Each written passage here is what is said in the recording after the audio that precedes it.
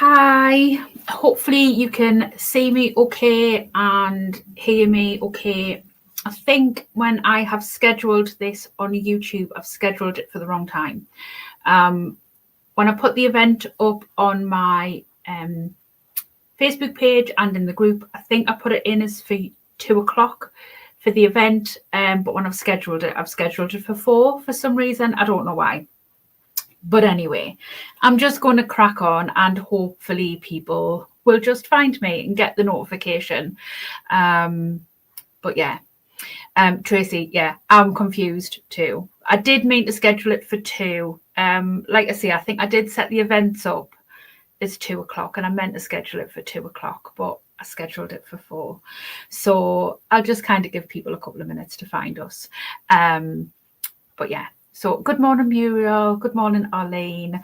So yeah, but yeah, it doesn't take much to confuse me. We know this. But yeah, I'm a little bit discombobulated anyway because I had an extremely busy day yesterday. Driving to Leeds to move Neve from one student accommodation to another, which normally wouldn't happen at this time of year. Normally she would move in at the beginning of one year and move out at the end of another year. But a situation has dictated that she has had to move. So she's only going to be there for a few months and then she'll have to move again. So I literally spent all day yesterday moving her. So I'm very sore and achy today. So I did sort of consider rescheduling to tomorrow because I am very tired, but I thought, no, I'm going to have a lovely afternoon sewing with some friends. So it's probably just going to be quite a leisurely sew this afternoon. So it might be a little bit of a longer one. We shall see. So I'm sewing up the Tribbiani by Sincerely Jen. It's a one that I've sewn up quite a few times. I do love this pattern. I really like Sincerely Jen patterns. I think that they're fantastic. But I have sewn this one up a few times. So I'll go through the pattern pieces with you. Sue saying, I'm sat in the pub watching with no sound, but we'll catch up properly later. No problem, Sue. Enjoy the pub. I'm not jealous at all. I would have normally tried to have done a little bit of prep. So where I would be repeating steps, I would have tried to do that so that you weren't watching me do the same process twice. But I just haven't had time because I would have normally done that yesterday. But like I say, we'll just have a bit of a leisurely sew instead. I have done my handles literally just before I started. So that will free up a little bit of time, but the rest of it we shall just plod through. So it is quite a big pattern. I am doing the medium size. The process is exactly the same whether you're doing the small, the medium or the large. It's just obviously the size and sort of your measurements and your dimensions are different, but your actual process of sewing it up is exactly the same. I have made all 3. If you go and check out my Instagram, I think it might be sort of coming up for about 2 years in March. I made a set of 3 bags, all coordinated, and they are still some of my favorite makes. I absolutely love them. I made them in wool with some like repurposed leather that I got from an upholsterer. And yes, I absolutely love them. Is this your extra holiday luggage? I might take this on holiday. I might take my other ones, or I might just take everything in a really big case and make Andy carry it all. I'm not sure yet. We shall see. But yeah, this is probably, as I say, one of my favorite makes. So whether you decide to make the small, the medium, or the large, same process throughout. The small is the perfect, what I would call like a vanity case, for putting your toiletries, maybe it's like your hairdryer, makeup case. It's perfect size for that. Medium I would say is the perfect size for sort of like a weekend, 3-4 days away. It's a really, like, the medium I would say is my favorite size. The large is ginormous. Like, literally my youngest child, I would say my youngest offspring, who is 20, she's not a child, but I mean, she's quite petite. She's only sort of 6 to 8, but she can fit in it. She is literally like able to fit in the large size. It is ginormous. So yeah, if you're making the large size, it is it's something to bear in mind that once it's all packed, it may be a little bit difficult to lift and carry. So yes, it is ginormous. So thank you to everybody for joining me. Sophie's here, obviously Tracy's here. So yeah, I'm going to switch over onto the other camera, and hopefully you will be able to see everything. So I have my exterior in a wool blend. It has been fused with fusible interfacing and fusible fleece, and it hasn't been interfaced because it is quite thick. So if you were using sort of a slightly thinner fabric, fuse it with fusible interfacing first and then fusible fleece. But I've just gone straight in with fusible fleece. So there's 2 of those. And then exactly the same with my interior lining pieces. This is a cotton, it's like a cotton sateen. It's got a really nice sort of feel to it. This has been interfaced with a woven interfacing, but nothing else. So that is my lining pieces. My base pieces, so my interior, exactly the same, cotton fabric interfaced with a woven interfacing, and my exterior is a vinyl.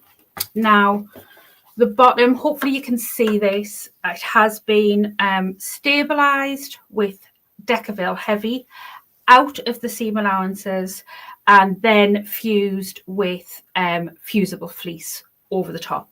Now I've left the fusible fleece within the seam allowances to help keep the Decaville Heavy in place. My machine can obviously cope sewing through that, but if you are worried about your machine being able to sew through the fusible fleece as well, keep the fusible fleece out of your seam allowances. Like if you're sewing on a domestic machine or you're a little bit worried about the bulk in your seams. I probably am going to do just a couple of rows of stitching on my base just to help keep the Decaville Heavy in place, and just to sort of like add a little bit of like decorative feature to that.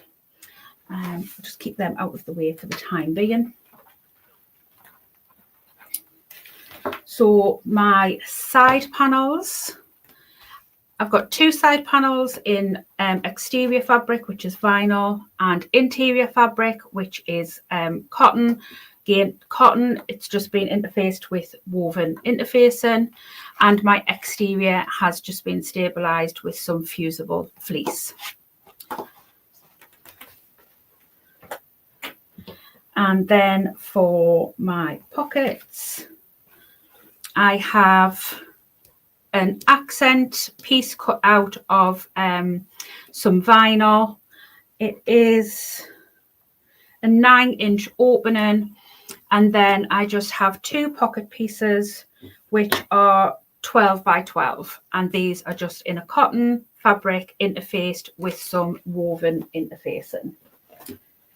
And my connector pieces, which I have just chucked some of them on the floor. I have 4 handle connectors and 2 side connectors, all cut out to the measurements in the pattern. Obviously, bear in mind that if you're cutting out for the small, the medium, or the large, your connector pieces will be slightly different in size. So make sure that you're just referring to your pattern as you're cutting out, to make sure that you're cutting out the right size pieces for the size that you are doing. And then my handles, like I say, I've already sewn my handles because I've done 2-tone handles for mine. I've made these the same way that I would make them for the crossbody strap, which the link for the crossbody strap version is in the description down below. And I've basically cut these to the same length as what is in the pattern, which is 20 inches. And then I've basically just followed the steps the same as if I was making it for a strap. I've just only made it to the length of a handle and then left it there. So I just wanted the 2-tone version, just for it being a little bit decorative. But like I say, the video for how to do the 2-tone is in the description down below. And then hardware.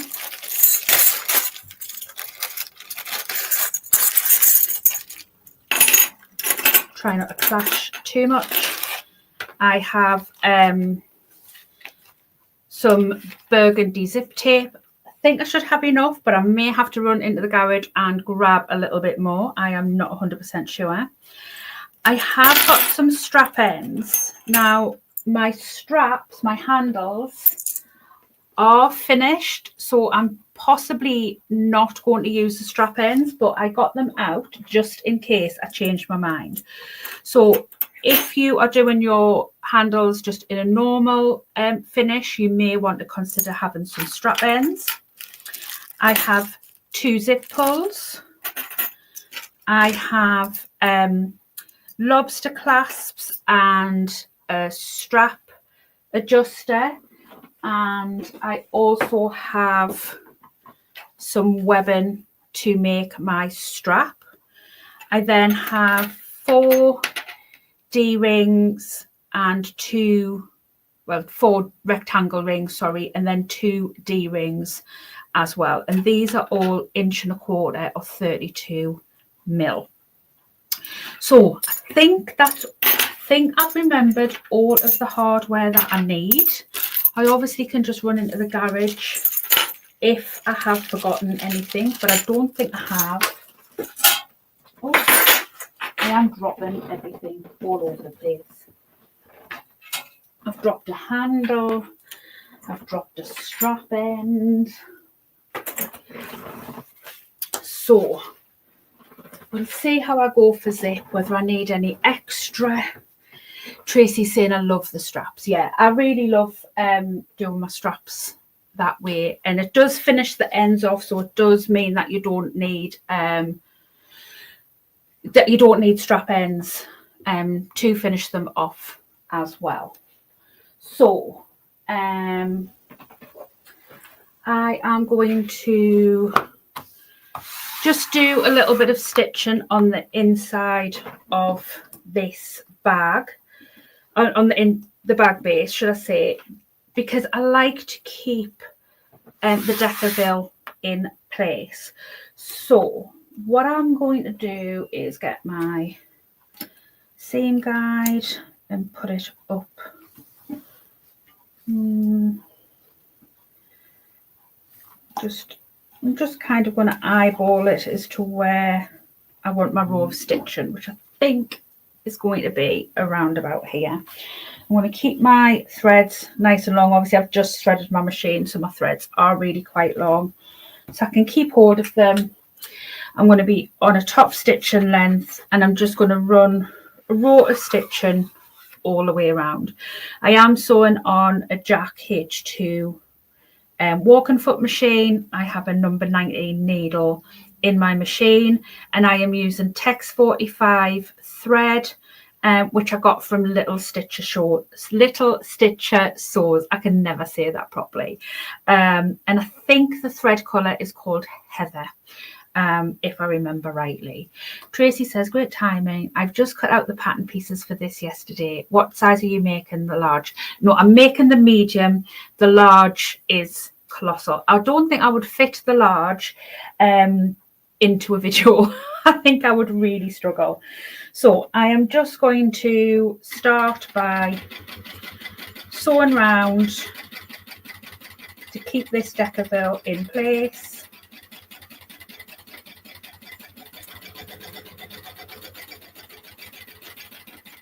Trying to keep it nice and neat, although I'm not doing a very good job.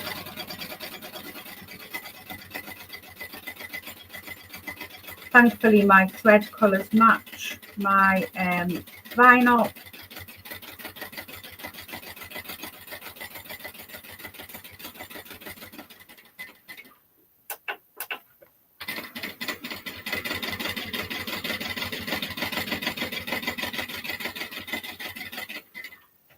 And then I'm just going to stop where I started and pull my threads to the back. And I probably should have some purse feet. Should I run through the garage and go and grab some purse feet? I think I probably should.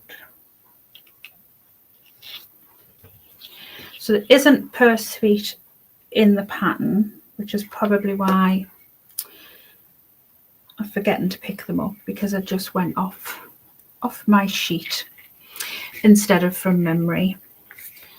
But I think I should definitely pop some purse feet on, because it is a big bag, and I do think purse feet, when you are making quite a big bag,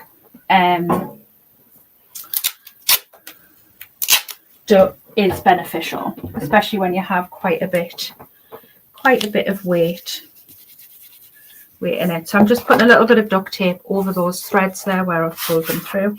It's not the straightest stitching, but you know, I'm not going to lose any sleep over it. I lose sleep over plenty other things. I'm just double checking that my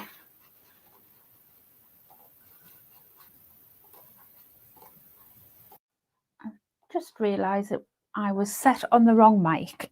Hopefully my mic is picking up correctly now. So I have my centres marked. You can't see them very well from this side, so I'm just going to mark them with the pen. So I have clipped where the centres are, but I can't see them very well on the back of the fleece, so I'm just going to mark them with my pen. And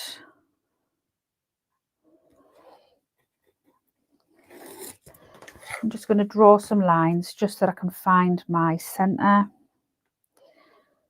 I find that this is the easiest way to do it. So, and I'm going to fit 4 purse feet. You could, for a bag sort of this size, you could kind of fit 6 if you wanted, but I'm going to fit 4. So I am going to come, I think, 2.5 out. Obviously, because there isn't measurements. I don't think there's measurements in the pattern. I'm jumping ahead with going to the base. No, there isn't.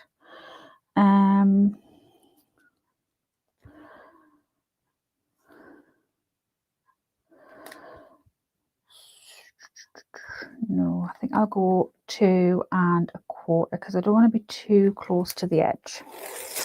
So I'll measure 2.25. Is it H30 or H40 weight fleece? It's neither, Tracy. It is the generic soft fleece from my website, I think, from memory. I cut this one out about 6 weeks ago. Well, no, about 4 weeks ago. So I think from memory, I think it's a soft one. Arlington, the medium is definitely very big. Yeah, it's a good size. It is a good size. And then I'm just going to measure up from this centre line 5 centimetres, not 5 centimetres, 5 inches. So then let's move this out of the way. So then I am going to put my purse feet at these points. And I think I will be happy with that. So I am going to run out to my garage. I will pop Be Right Back screen on while I run out to my garage, and I shall be 2 minutes while I go and get some purse feet. I shan't be long.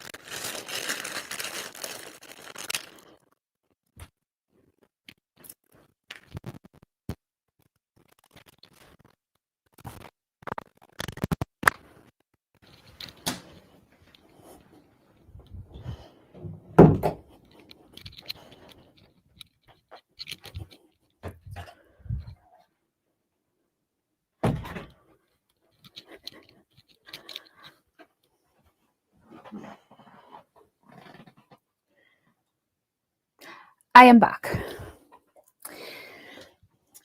Sophie says, while Debs is in the garage, I'm going to sneak into her kitchen and make some homemade biscuits.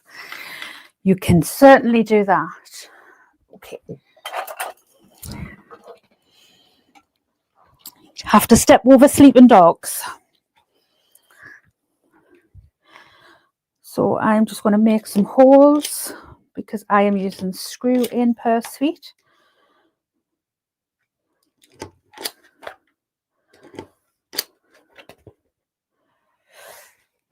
And just making sure that I've gone all the way through.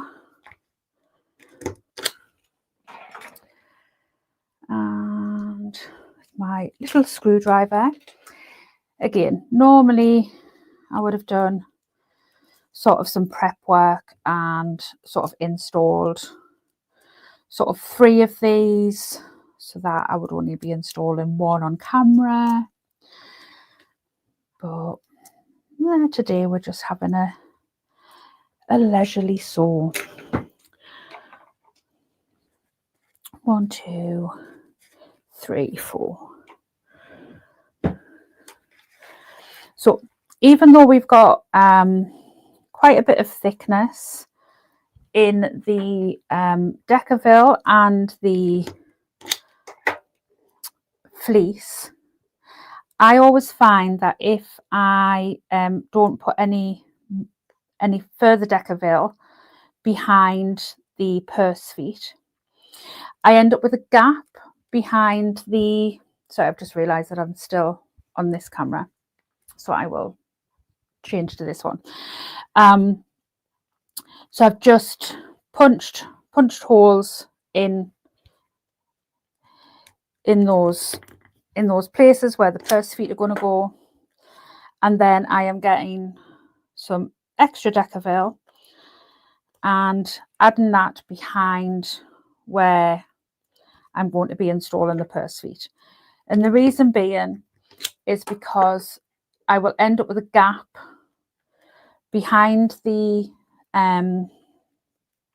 vinyl and the purse feet without sort of like adding in this extra bulk. So this is something that I always do. And it does also just add that extra bit of stabilisation.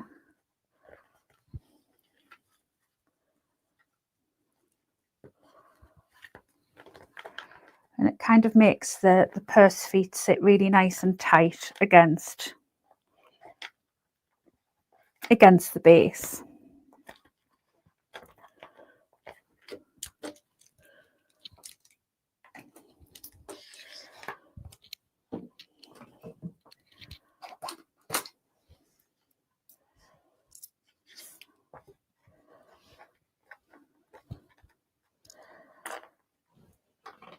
And I always use a little bit of glue. This is just Fabri-Tac glue, but a bit of 3-in-1. One of my personal preferences is Beacon glue. I do really like it, but either Fabri-Tac or 3-in-1 glue is great. And I just put a little bit, just sort of a drop, try not to get it all over my fingers, just in the hole where the where that screw is going to go. You don't want loads because you don't want it to sort of push out sort of all over the vinyl, but you just want it to help grip that screw.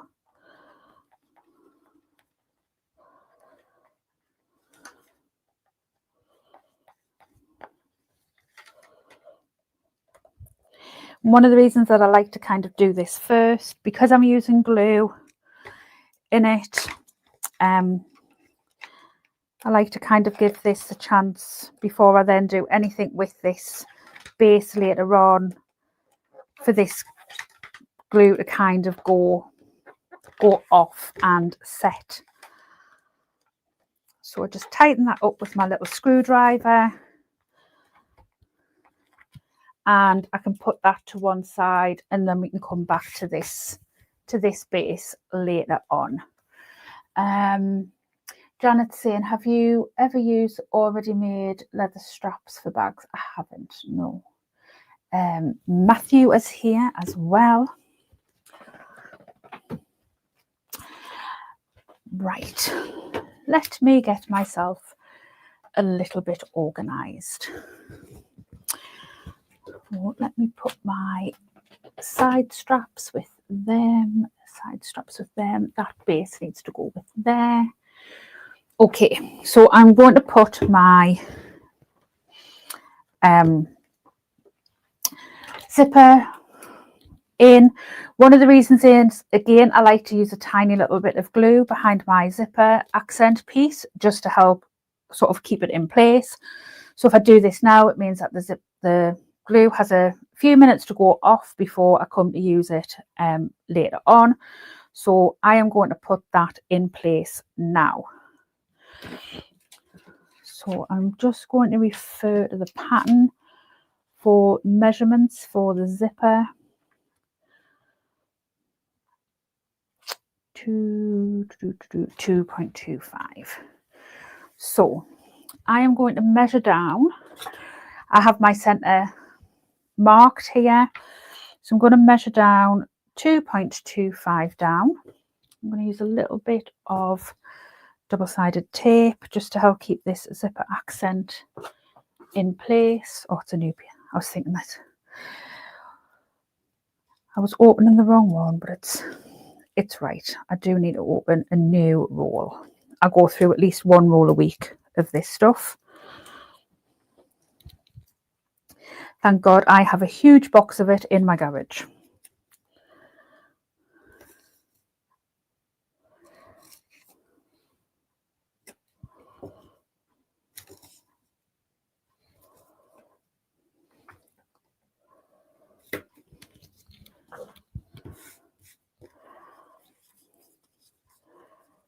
So I'm just going to put a little crease just so I can see it in my zipper panel, so that I know where my center is. I can line it up.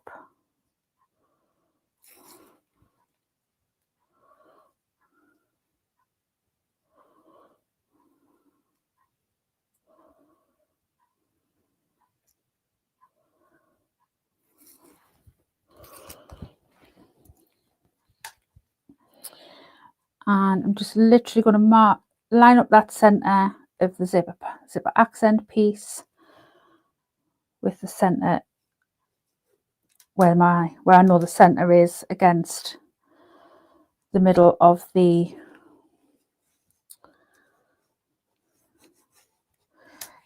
ruler against my centerpiece, and there we go. And what I definitely should have done is double checked that I was going to have enough zipper when I ran into the garage before. Rookie mistakes today. Tracy Thomas says, what double-sided tape do you use, please? That was 6mm double-sided tape, and it's just the one that I have on my website. So let me just measure this. Yeah, so I am going to need some more double-sided tape. Not double-sided tape, some more zip. I haven't got any more in my stash here. Give me 2 seconds.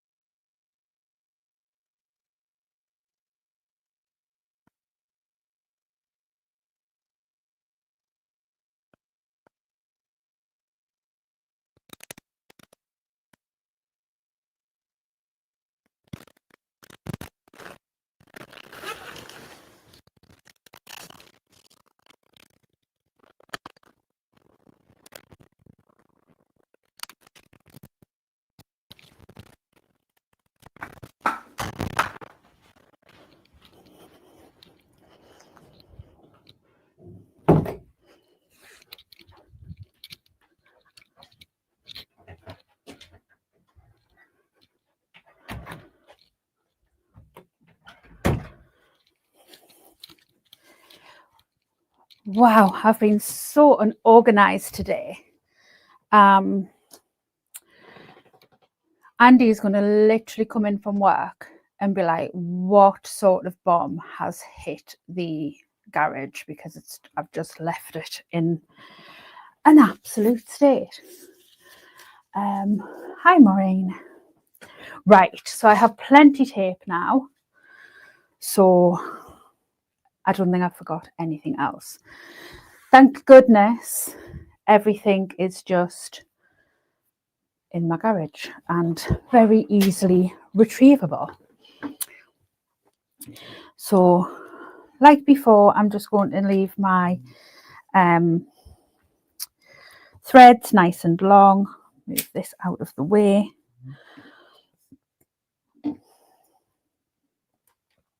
And I'm going to come round the zipper panel with a top stitching length all the way around the outside first. Shall we put a little label in?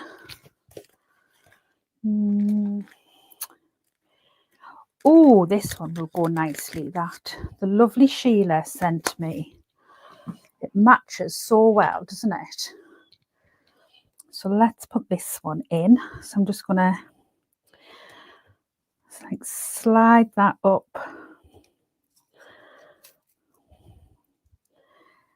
So that a little bit further, I think. Yeah, perfect. Oh, that goes so well. Love it. Right, I'm just going to hold that thread.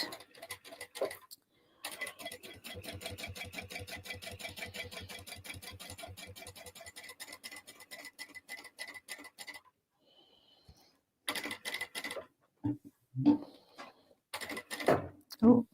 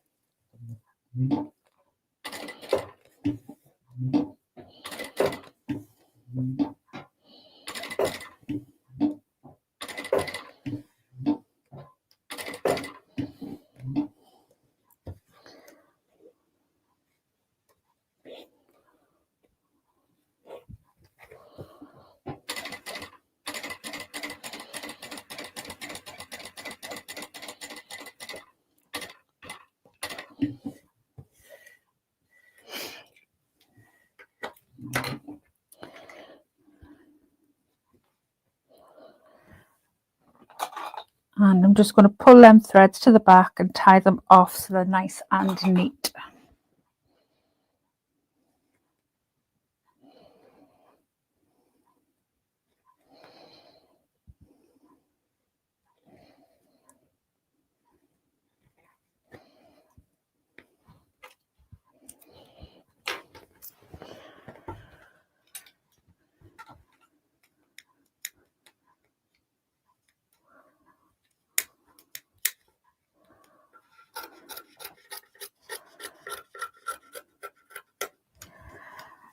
And then I'm going to do this and I'm going to have a nice slurp of tea.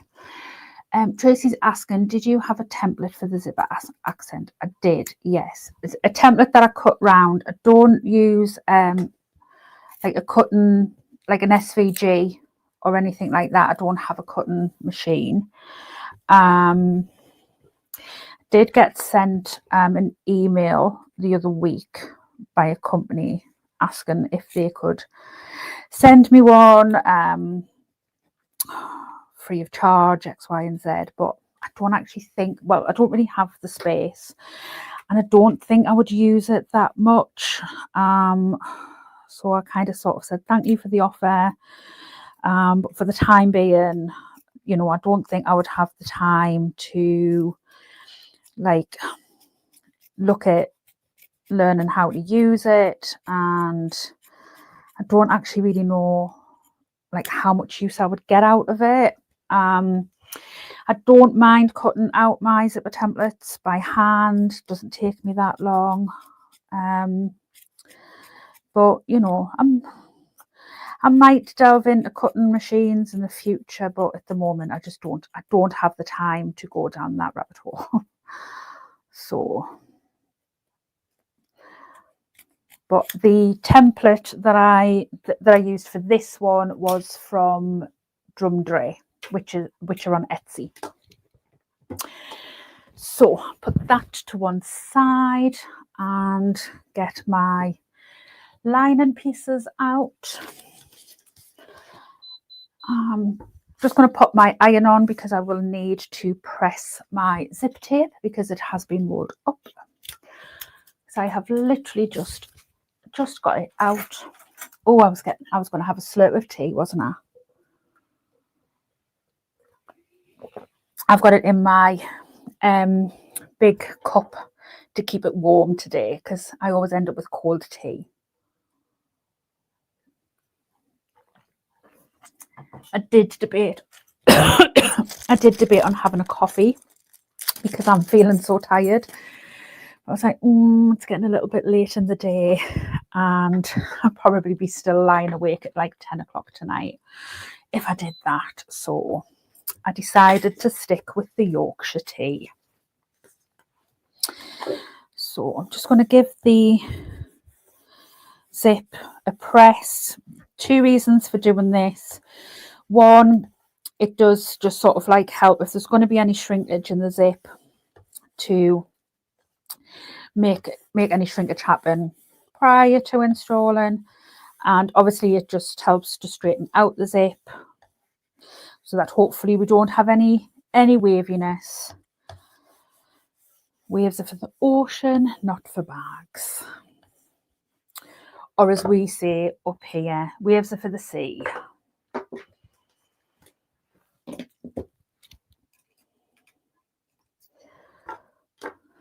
So I'm just going to pop my zip on.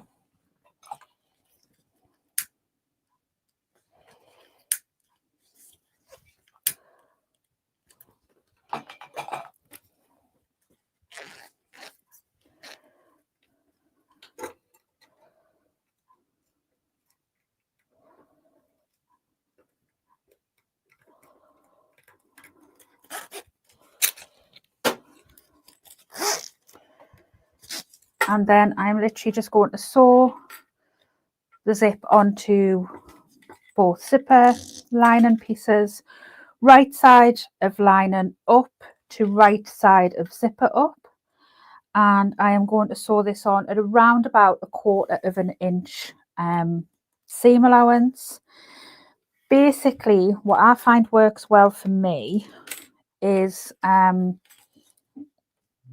I'll show you when over on this side, is I basically have this edge of my zip foot lined up against my teeth of my zip, and it means I don't have to change my foot over, and it helps keep it nice and straight. If you want to use some double-sided tape to keep the zip in place against the zip lining, by all means do. I've put enough zip linings and zips together that I feel confident enough that I don't need to do that. But if you want to use some double-sided tape or clips, pins to keep everything lined up, by all means do. And I'm stitching this on at a construction stitch, which is 2.5 for me.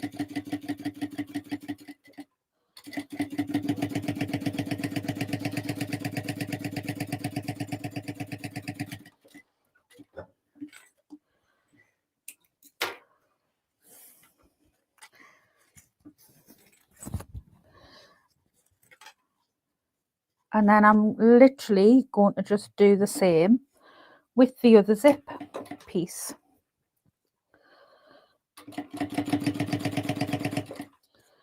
So I'm just lining the edge of that zip up against the edge of the lining piece. I'll just knock my iron back on to heat up while I'm doing this. Just actually checking, is my mic still okay with me going into the garage? I'm just double checking that it's actually still connected.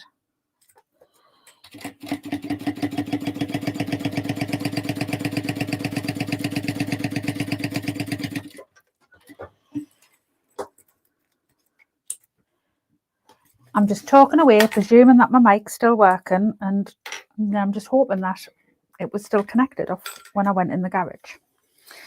So what I'm going to do is I'm going to press this out. Tracy's giving me the thumbs up. Great. Because obviously the base, like, sort of receiver is in my computer. I was just thought then, I was like, oh, what if it had disconnected? I think it would default onto my mic on the camera, but that isn't the best. That isn't the best mic. So I'm just giving this a quick press. And then I remembered the other day when Andy was making a bag and I was helping him put a zipper pocket in. I remembered that I got this at 3 Tracy's today. Yeah. All the Tracy's. It's usually all the Debs. Everywhere you go, there's like, it's Deb here, and we're like, yay. Yeah, I remember to pick this up at, I think it was a knitting and stitching show in Harrogate, and it's like a little mini glue pen, and this was the reason that I picked it up, to literally run behind the zip, like the zip seam. And I picked it up from the Quilted Bear. We all know how much I love the Quilted Bear.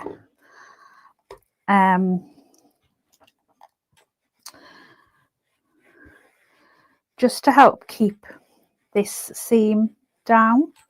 And obviously you can use double-sided tape as well.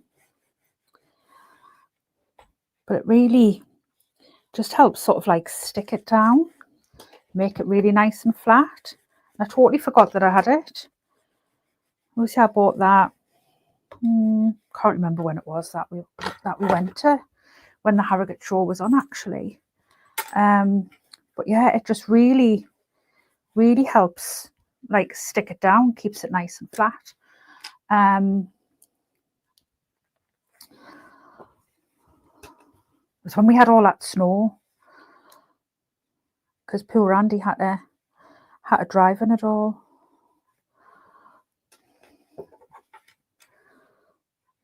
It was not fun. Lovely day. We had a fantastic day, but I don't think Andy relished driving down the A1 in that weather. But we had fun once we got there. We had a great day. I bought lots of fabric at Rainbow Fabric. I had fun at Quilted Bear.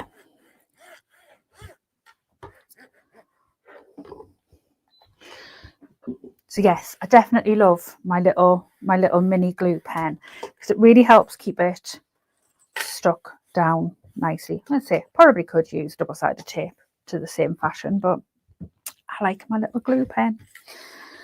So that is my zip attached to my lining, and now I just need to add it to my panel.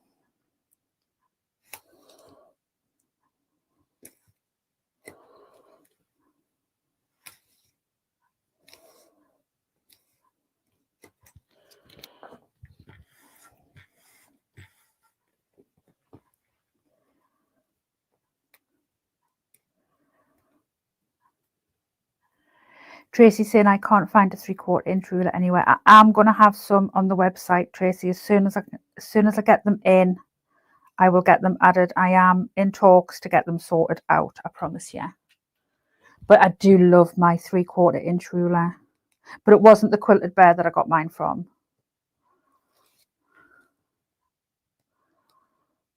But where I got mine from, I'm going to have some like made up. Specifically, I can never say that word properly. I always say Pacific instead of specific. But yeah, I do love my 3/4 inch ruler. So I'm going to line up my accent piece. I tend to kind of do it on this angle, so it's kind of facing me. So I get a little bit of a better angle, and I will faff about for ages until I'm happy with it, because I am a faffer. And I will not apologize for that,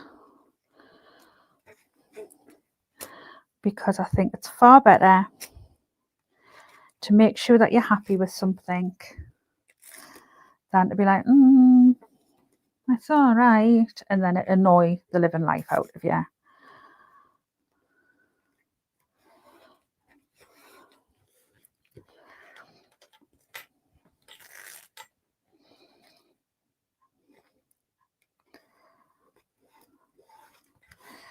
Okay, so my zip is at this end, so I'm going to start my stitching sort of here. Probably, if my zip pull's small, I'll usually start about 1 inch, but my zip pull's a little bit bigger, so I'm probably going to start about 1.25 inches down, because I need plenty space to get my zip pull through once I get back around to here. So I'm going to start here, stitch all the way down, and then when I get back to this side, so I'm about parallel, I will bring my zip pull into this space and then finish off. But yeah, remember, if you're using a bit of a larger zip pull, to leave a bit of a bigger space, because it is a little bit more difficult to pull the zip pull through if you haven't left enough space, basically. Back to top stitching length.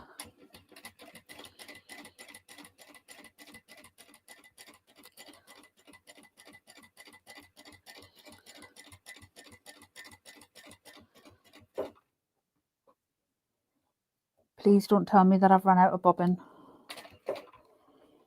Have I? It sounds like I have. I shouldn't have. I should have had a full bobbin, but we shall see. You know, when you've had a machine for that long that you kind of just know how it sounds. And I'm like, that sounds like an empty bobbin.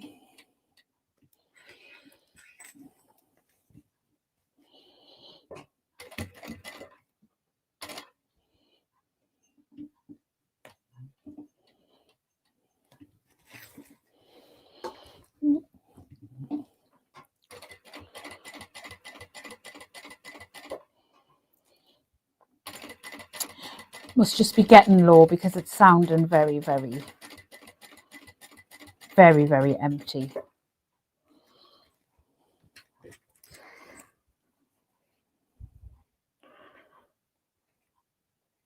I'm just pulling these threads through, and then I'm just pulling them to underneath here so that I don't catch them in.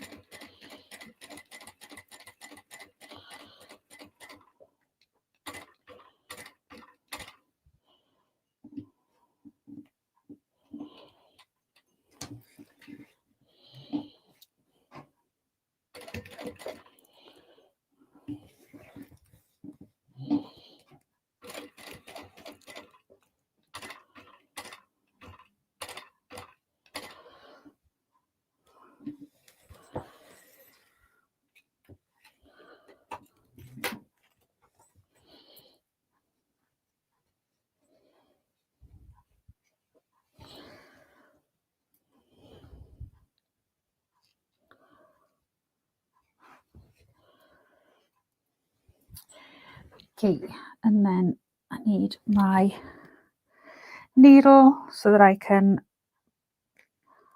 thread my threads through to the underside.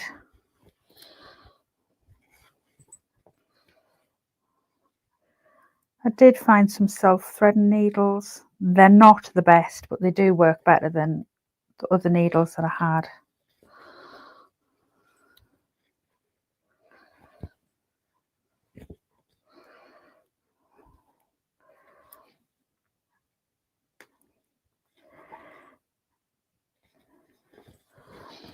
And I'd like to just thread them through to the other side and tie them off on the underside because I just think it's neater.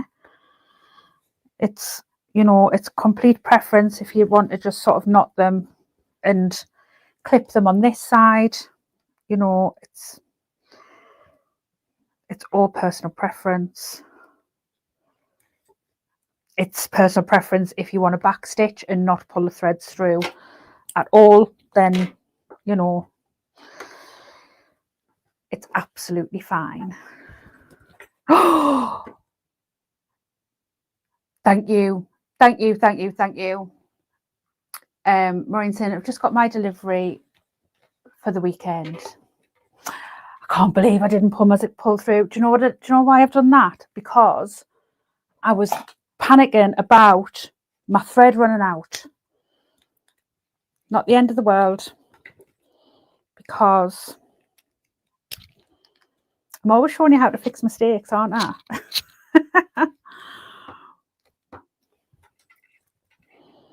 I should have looked up.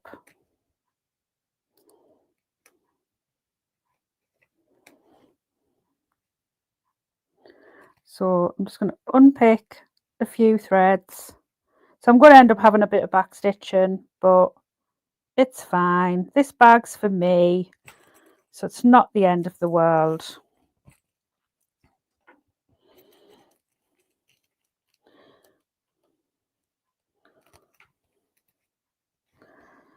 And I'll have to take my unpicking back a little bit further because it is a bit of a bigger pull.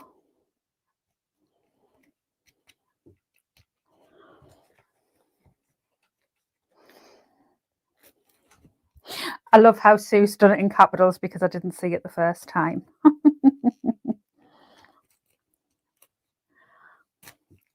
Right, I'm going to go back to this camera so you can see on the camera.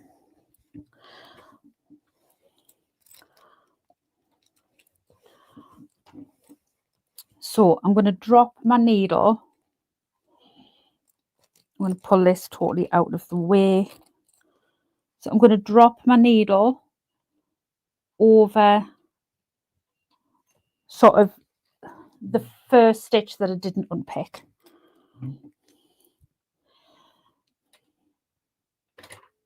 And do one stitch over that one.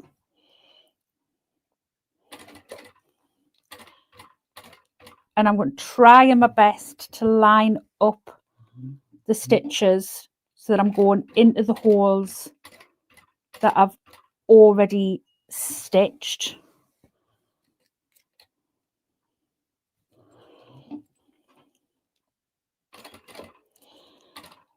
And then when I get to this one, I'm going to be going over by a stitch as well. So I will have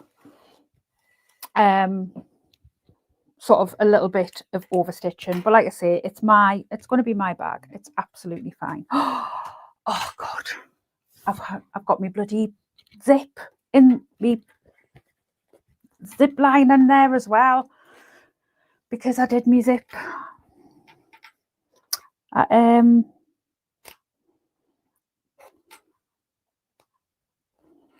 I moved me zip lining because I was going to stitch it down.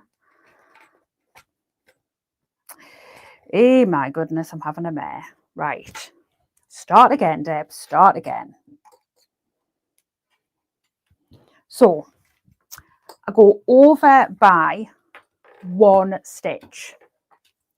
Right, let's move this needle because I'm going to need that in a second and I don't want to lose it. I'm going to go over by one stitch, and I definitely need to make sure that I am stitching in the holes that, let's move this thread to the back, that I have already stitched in.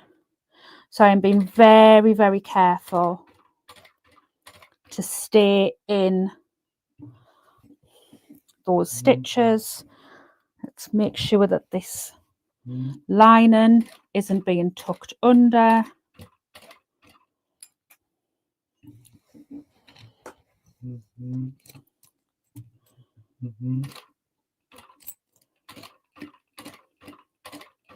I'm just using my single stitch so that I'm making sure that I'm staying in that hole. Right, okay. Right, now I need that needle because I'm going to thread it through.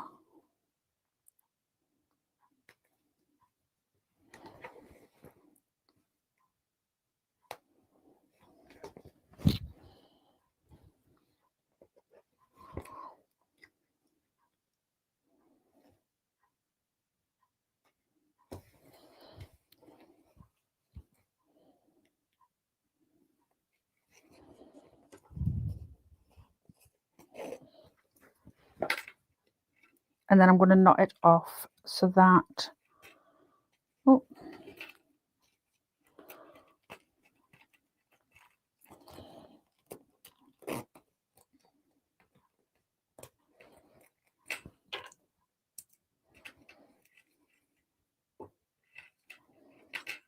just so that it doesn't come undone.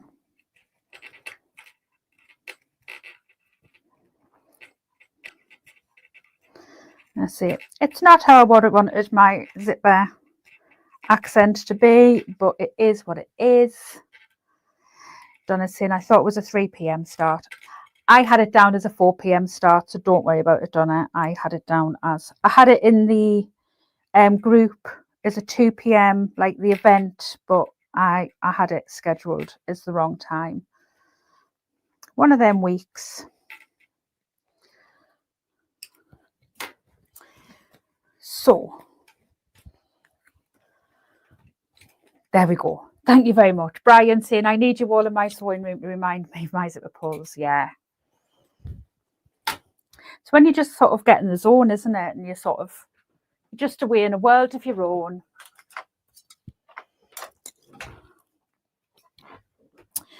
But we all make mistakes. And it's not the end of the world.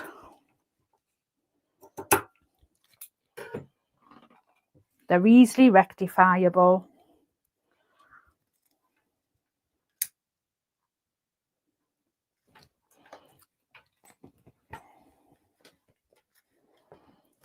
So I'm just going to sew down the side of this zip lining just to close it off. I am going to leave the bottom open.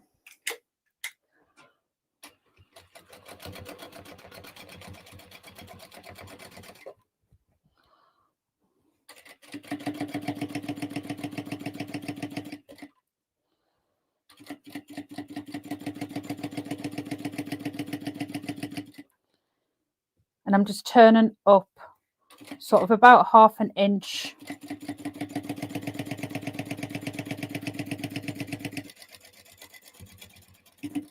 Just to create my seam for my turn.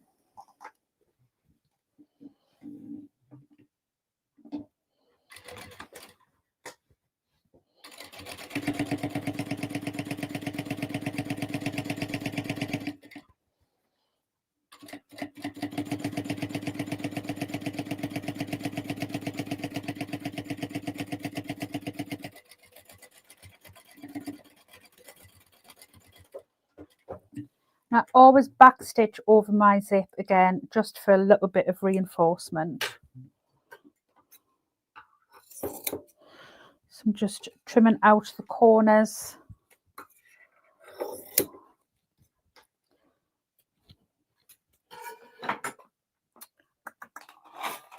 And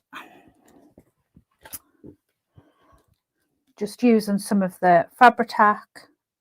Oh.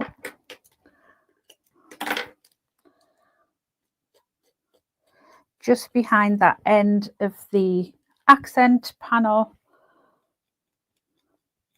Again, just to sort of add a little bit of reinforcement and strength, just so that when that zip is opened and closed, it just gives it like that, as I say, that little bit of extra reinforcement and strength, especially when you've had to unpick your stitching twice. Well, you have to laugh, don't you? Right, put that to one side because we don't need that. So, right, let's move on to the side panels. Do side panels next. Okie doke. So you'll notice your side panels. One bit is a little bit longer than the bottom. So your top is the longer side than the bottom, if that makes sense. So that is the way that you want them. And then you want your 2 side connector pieces, and we just need to mark a line down the center. So I'm going to do that on both pieces.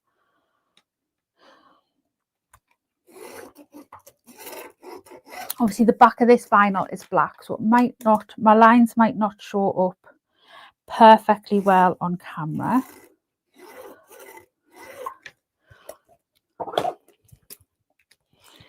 And then I'm just going to use some double-sided tape down the center and fold in the long edges to that center line.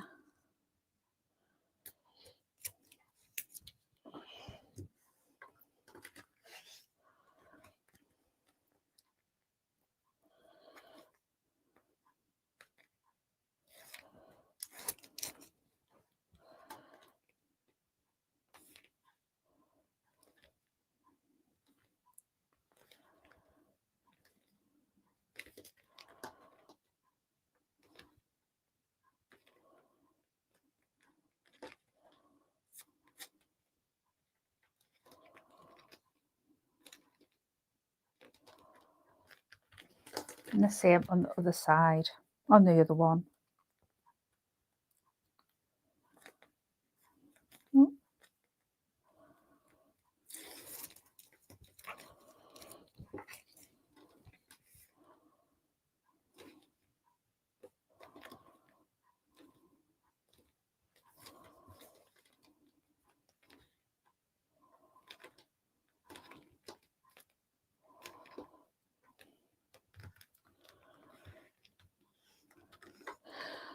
So I'm going to just give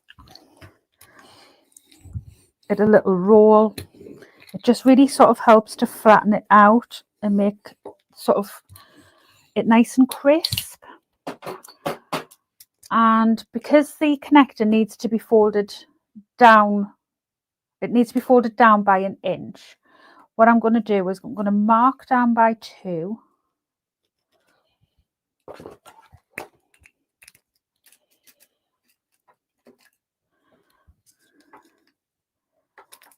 Put a little bit of double-sided tape just over where that mark is.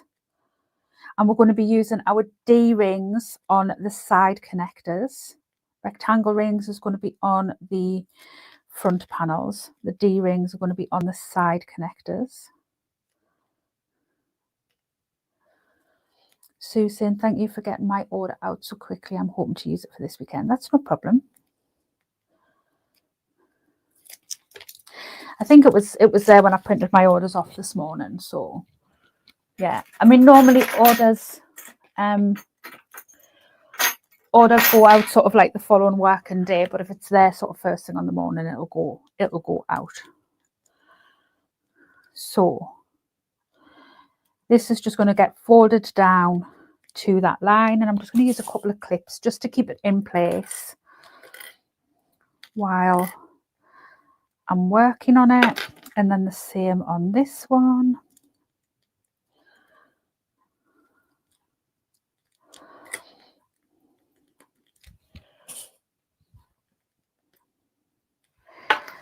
And then they get put on this side panel lined up with this bottom where I've marked my centers.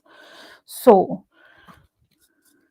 again, just use a bit more double-sided tape, because basically, I mean, you can never have too much double-sided tape in your life.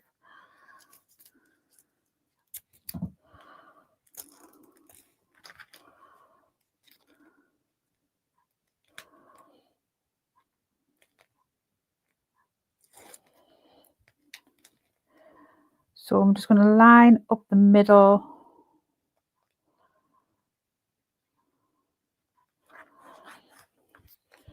and 4.2, 4.2. So I'm happy that's centered, and then I'm just going to do the same on the other side.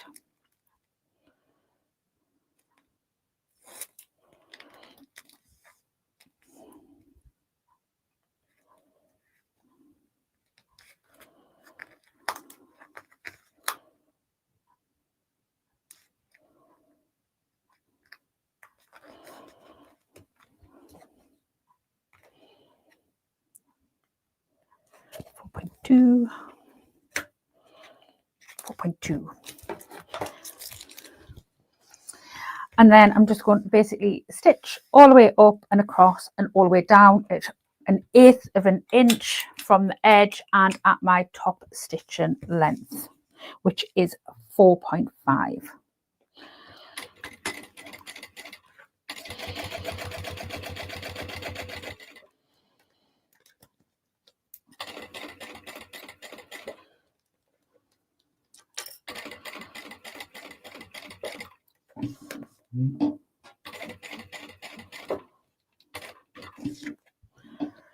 And I'm just going to protect my hardware.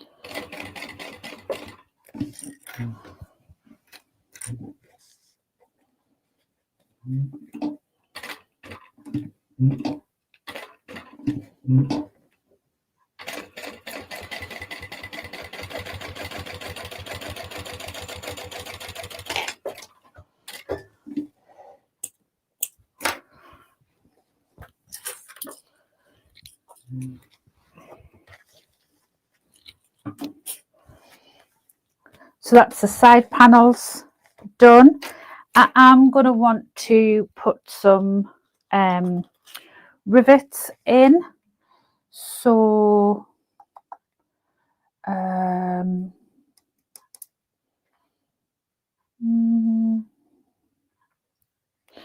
going to mark them now, but I'll put them.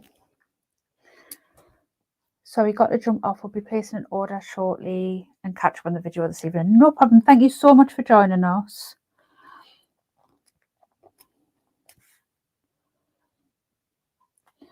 I'm going to mark them now. Oh, that's very centered. So that when we have done the the front panels, I can put all of the rivets in together. There we go. So put them to one side and work on the side panels. So put those side lining pieces together. And handle connectors just get prepped in exactly the same way, with the double-sided tape and being folded in.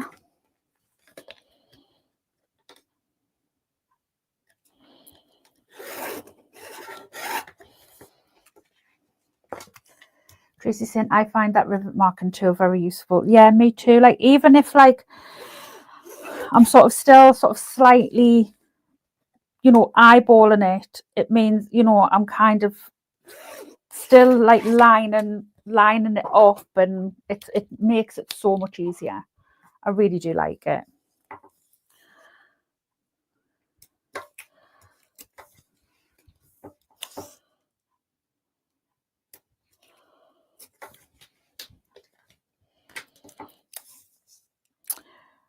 Oh, I'm definitely starting to think about my tea now.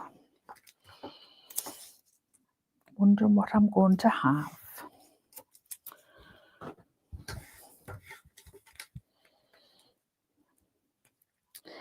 I should probably be thinking about trying to lose a little bit of weight, seeing as how I'm going on holiday. I don't know if I've mentioned it. Tracy will be like, no more talk about holidays.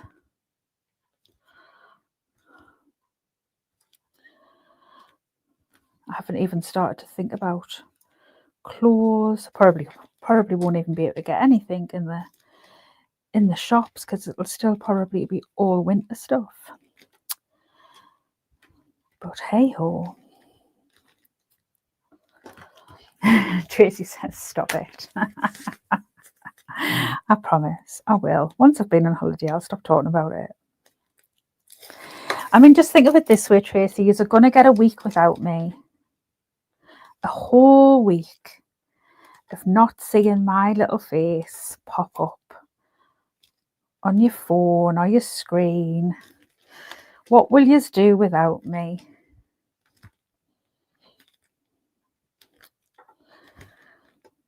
I mean, you've got to feel for Andy. He's going to have a full week of just me constantly. I mean, let's all pray for Andy.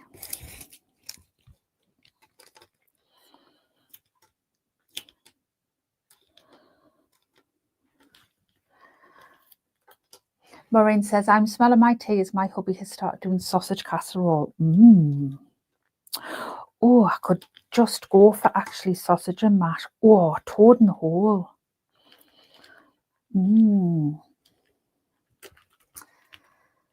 Tracy says, I'll watch over and over again. Oh, thanks.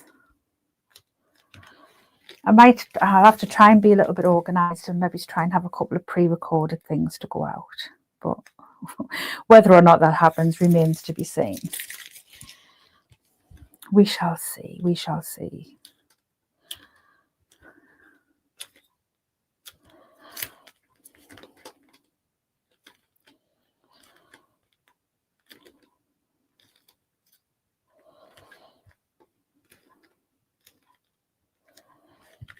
Right, my little rollery things.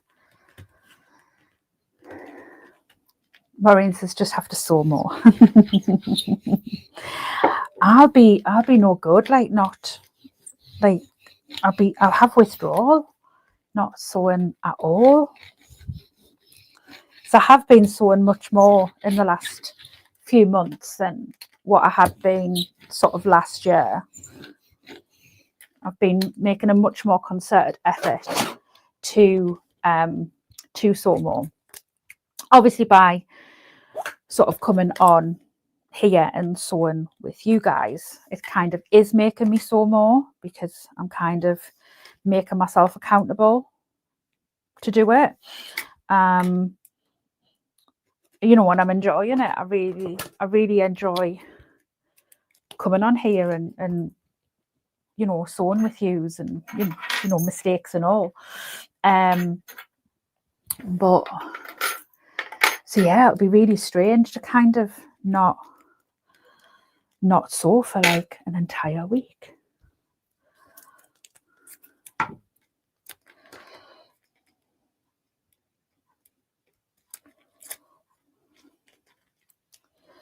To be fair, I think Andy will probably miss it as well because he's been sewing a fair bit as well lately.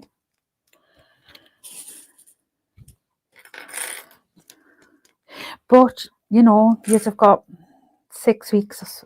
Is it 6 weeks till I go? Yous have got 6 weeks before then.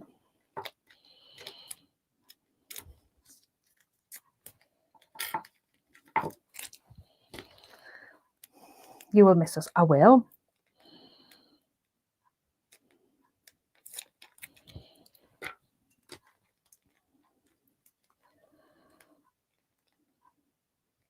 I think the dogs are looking forward to it. They're like, oh, a full week. If they're not telling us to stop licking.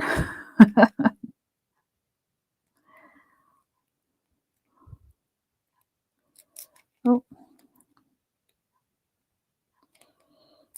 they're sulking in the passageway at the minute. So I've put them in the passageway when I'm doing lives at the minute because otherwise they get behind my sewing room door and they make a nuisance of themselves because I think they know that I'm live and they can be naughty and I can't do anything about it. The little tinkers.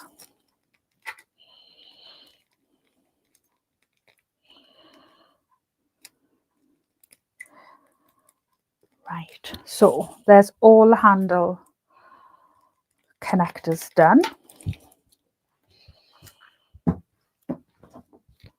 Tidy myself up a little bit. So I'm gonna probably have to do this kind of on the side a little bit just because of sort of size, what have you. So hopefully you'll be able to kind of see what I'm doing. This might kind of have your head on a tilt, but right, there's my center line, there's my center line.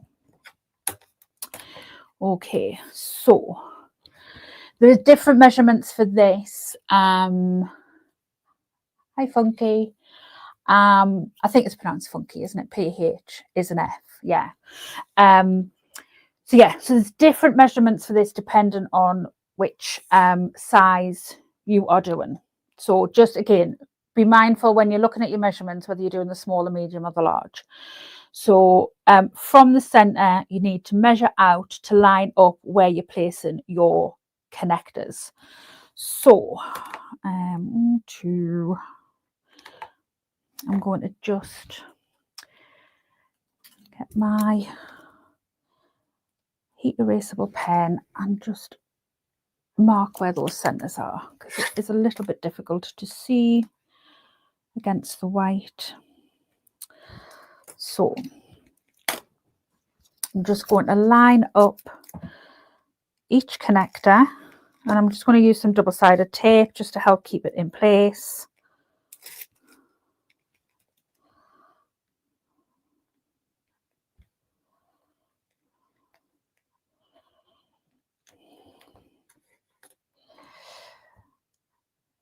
And then I'm just going to do exactly the same thing.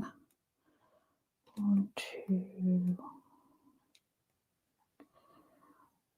on this side.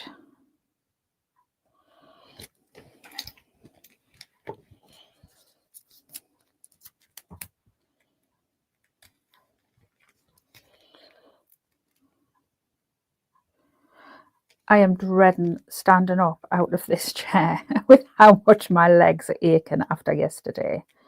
I am so unfit. You wouldn't think I used to go to the gym sort of 5 times a week. Like lift heavy weights, and yeah, I am very, very unfit now.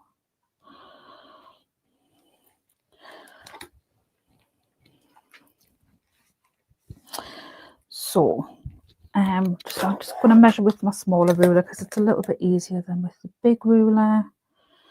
Yeah, just making sure that they are both lined up.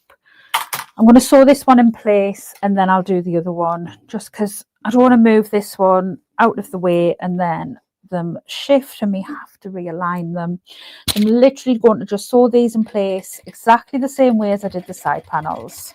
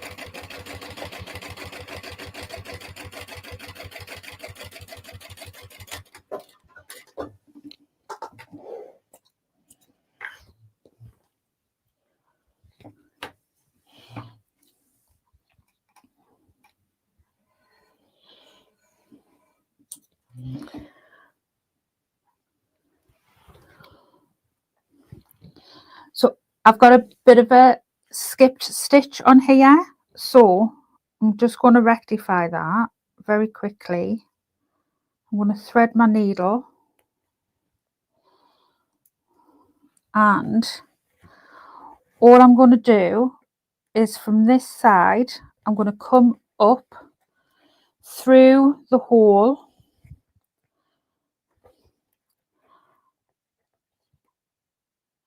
my needle originally made and then back through the hole,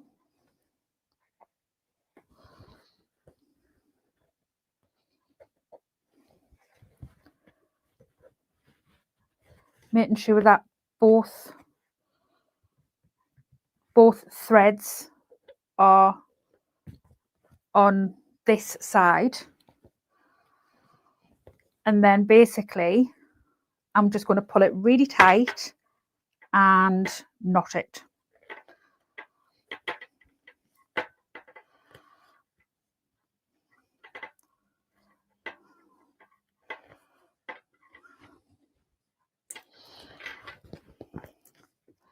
And that gets rid of my skipped stitch. Sophie's saying I'll take you to the gym after the live stream. I literally can't even stand. So yeah, I think my gym days are well and truly over.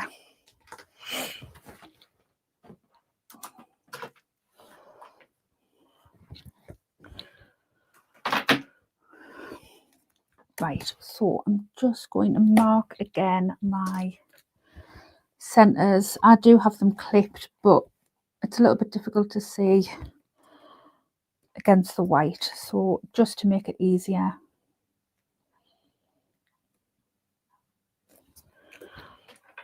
line it up.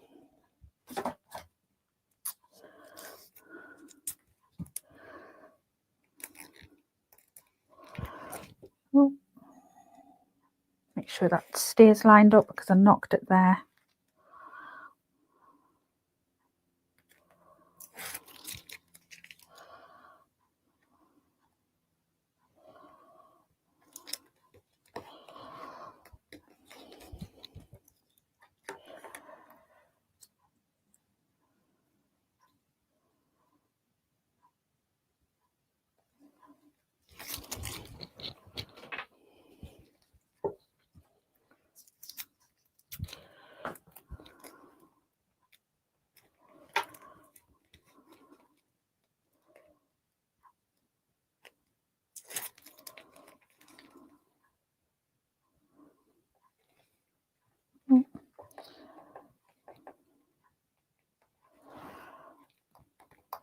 Make sure that that's lying nice and flat, and just like I did before, I'm just going to make sure with the smaller ruler, because it's just easier to sort of navigate. Just make sure that it's lined up nice and evenly, and I'm just going to check that this one just needs to come over ever so slightly so it's nice and even.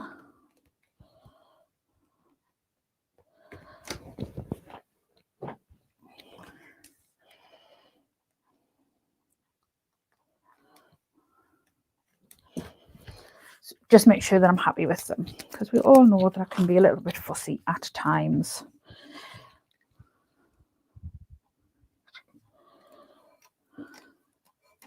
I'm just going to check this bobbin.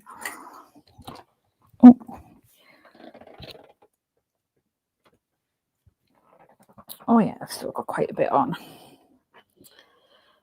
Need to make sure I keep an eye on it.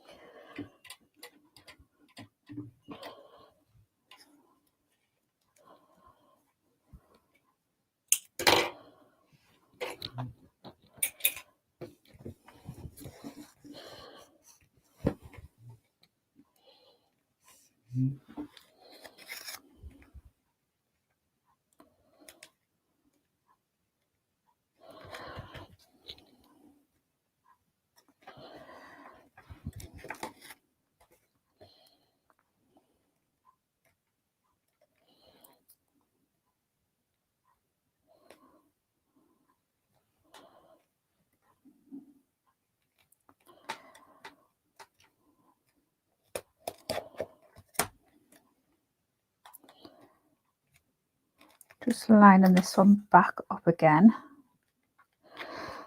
because it was sitting a little bit low. And I want to make sure that they're both at the same height.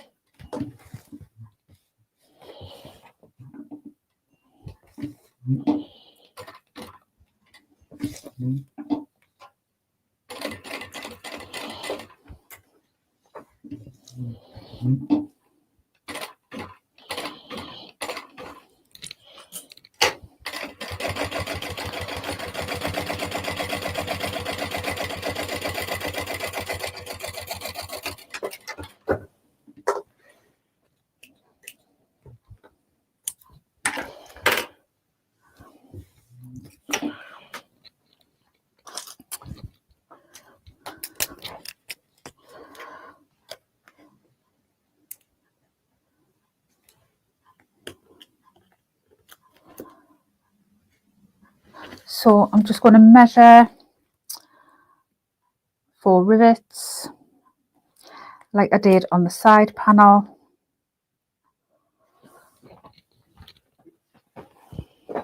Oh.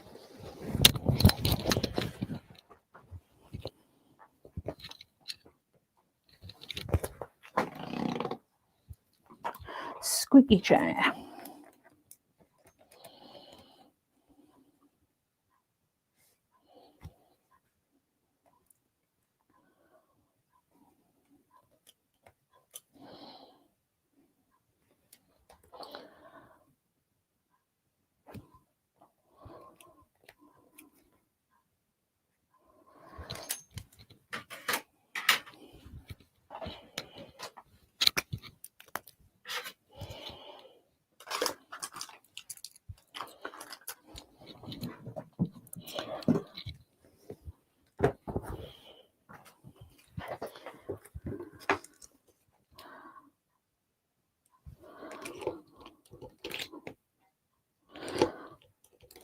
So I just use this, it's called Japanese punch, to punch through, especially when things are on the flat.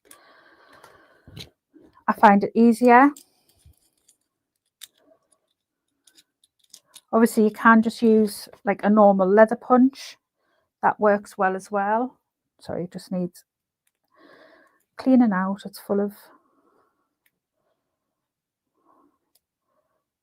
previously punched holes.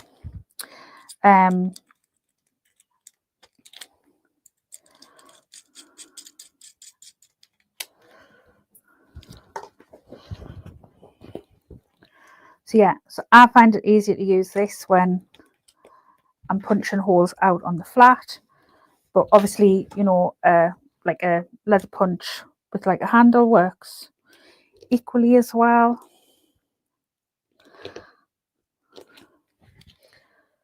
So just sort of double checking that it's gone all the way through. So I'm going to punch all my holes first.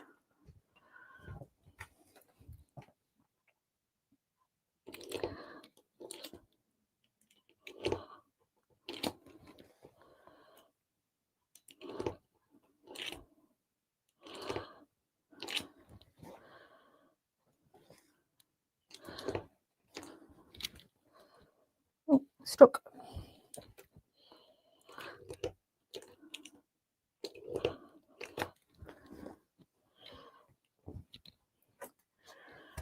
And then I'm just going to do my side panels where I marked them earlier.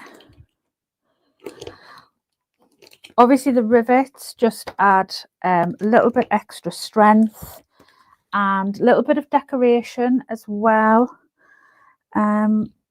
Brian saying, I've always wondered about Japanese punches, might have to invest. Yeah, I just find them easier, apart from when the end comes out, but usually the end pops out when it's full of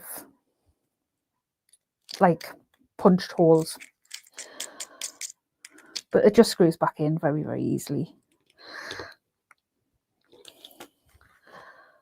But yeah, I find it very, very, very easy to use.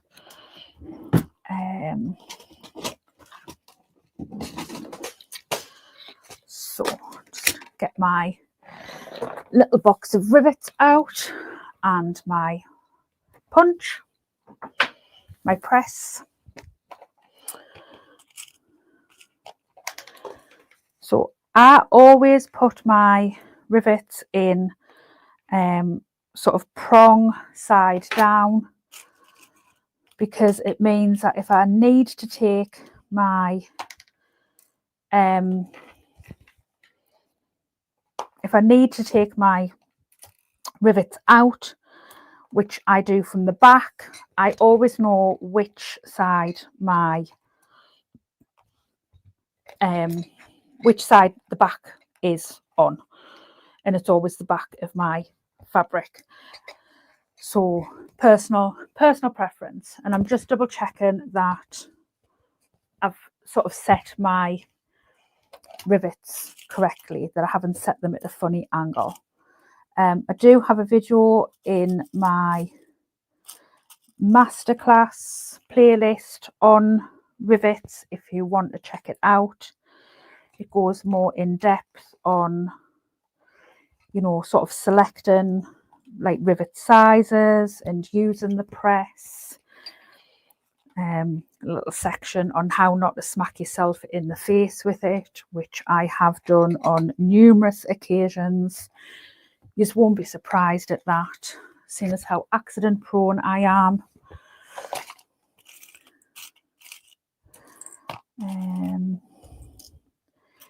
I'm only getting so many rivets out at a time because I probably will send them flying.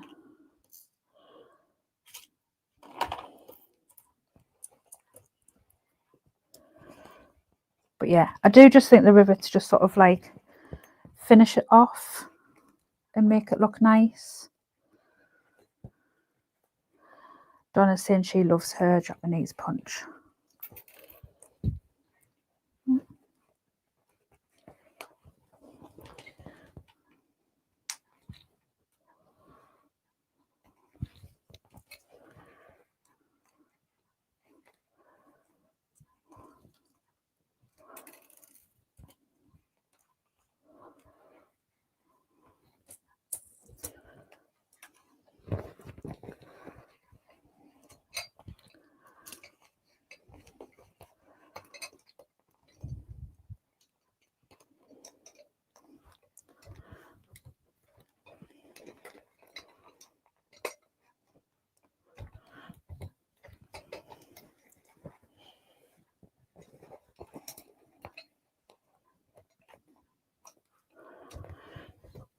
I tend to stick to like 8mm like diameter rivets, and then I only need an 8mm die.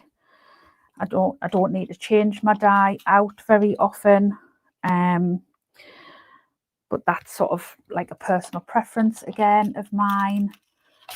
I know some people prefer to sort of have lots of different size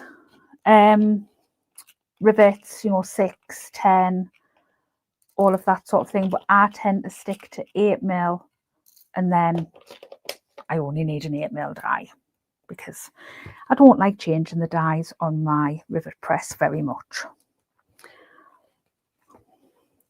And I don't tend to use like sort of smaller rivets for sort of decoration or anything like that. So I tend to just use 8mm rivets for sort of securing, keeping things in place, that sort of thing.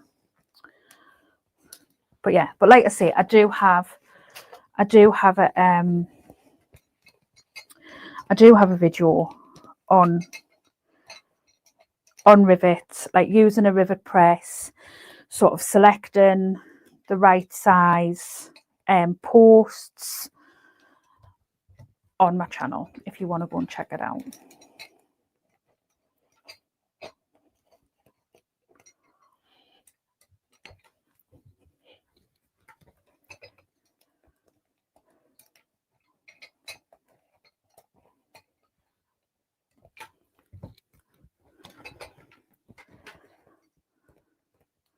I'm just quickly checking, like I'm happy with like how they've set, that they've set sort of straight, they're not set at a funny angle, that they've set fully. I don't need to like repress any, that I'm happy with everything. Yeah, so all good. I'm all good with that. So I'm going to have just a little bit of a straighten up because I've dropped a few things on the floor. There we go. So just so I know where everything is. Right. Cool. I know where everything is now.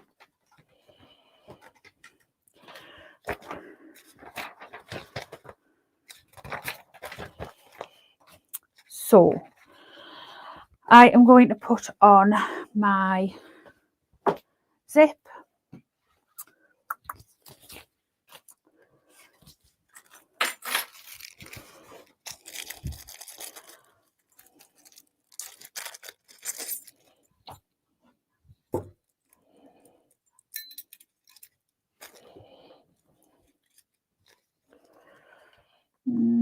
Can't remember whether I thingied these edges or not when I was prepping, so I'm going to do them again just in case I didn't.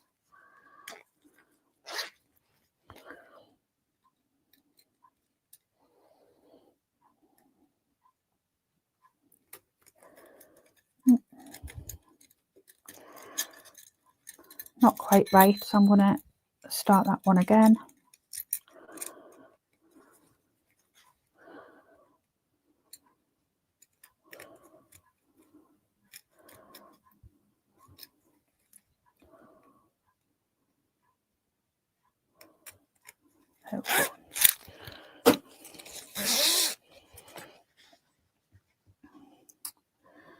And this is going to get sewn on at a 3/8 of an inch seam allowance. I am going to baste this in place first, so I could use double-sided tape to keep it in place and then sandwich the exterior in place, but because it is quite a big piece, I am just going to baste this in place. So when I baste it in place, this first one, I'm going to baste the entire zip in place, so from beginning to end.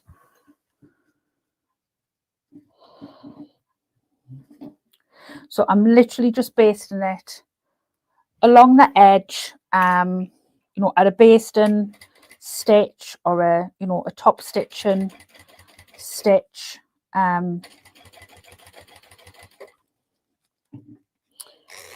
Move that zip out of the way a bit.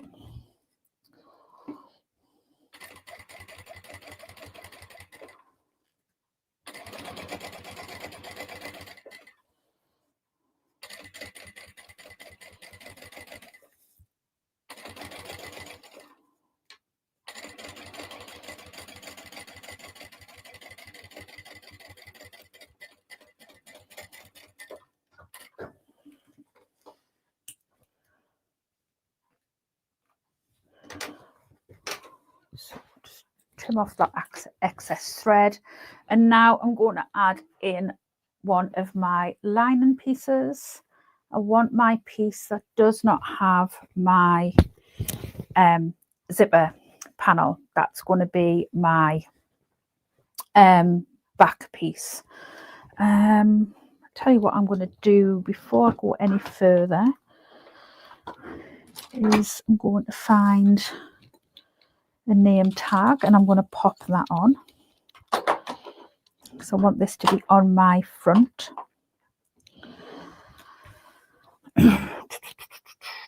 Where's my, it's because I've tied it up, I can't find anything.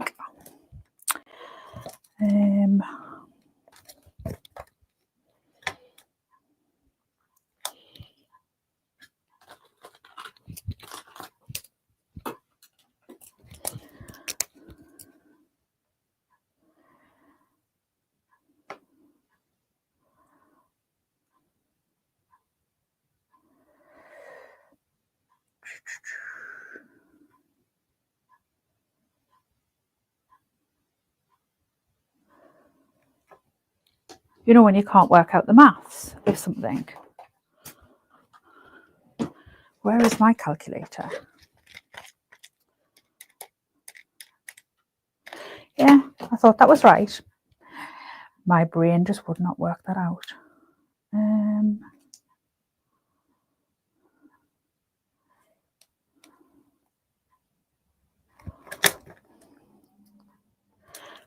put that there.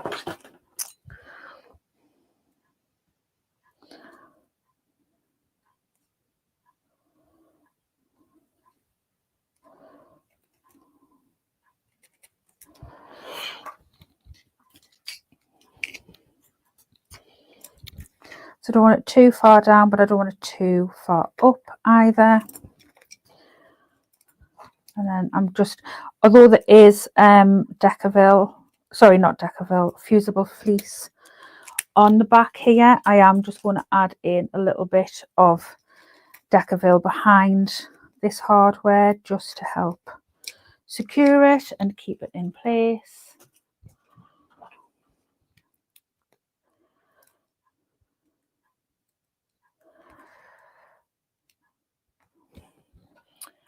And I always use a little bit of glue on the back of my hardware.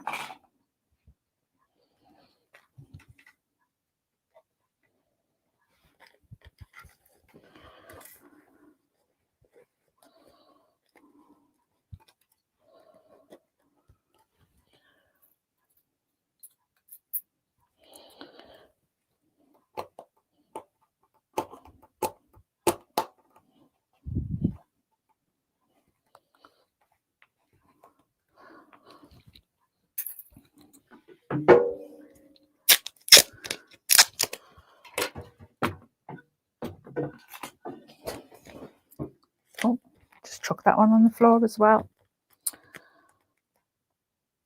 Oh, I think I may have pulled the camera out when I've dropped that. Give me 2 seconds.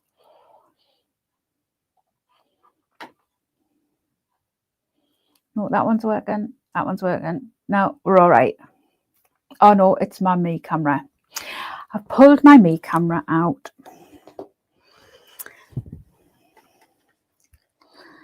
My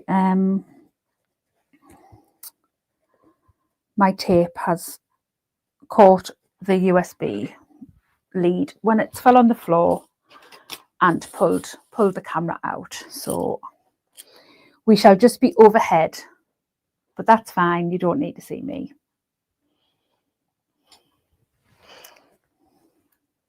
I think I need to change my or move the little, I've got like a little hook that I put my double-sided tape on. I need to kind of move it a little bit sort of closer to me because it's like right underneath my table, and I keep dropping it because it's quite far underneath.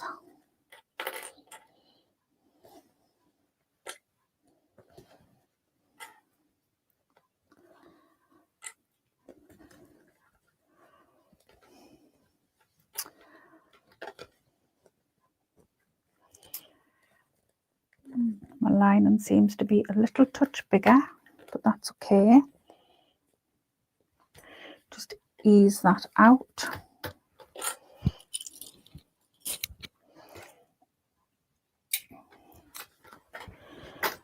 So this is going to get sewn together at 3/8 of an inch.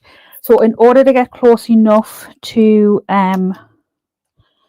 my zip, I'm just going to change over to my other foot.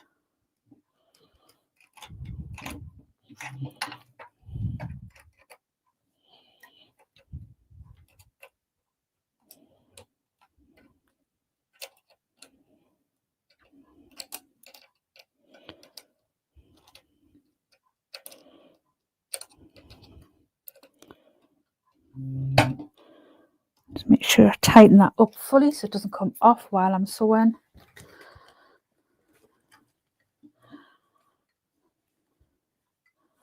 And just to make sure I get a nice even seam all the way along, I'm just going to use my seam guide.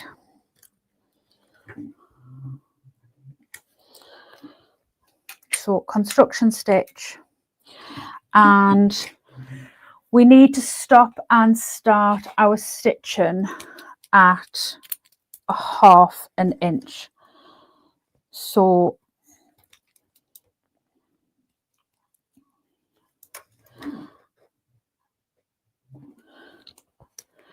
I'm just going to make a 1/2 inch mark at the beginning and at the end to remind me.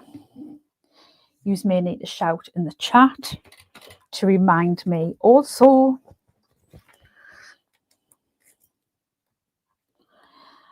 And just need to make sure that I keep the zip pull out of the way as well.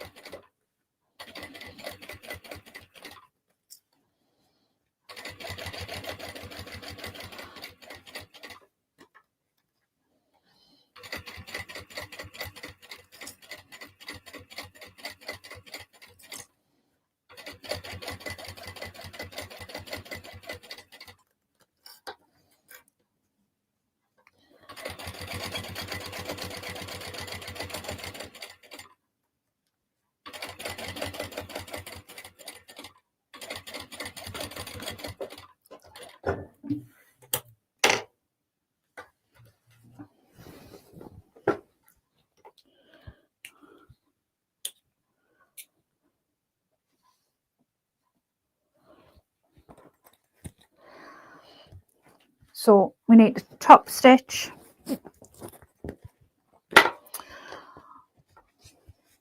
So what I like to do is I like to just put a couple of clips along at the bottom.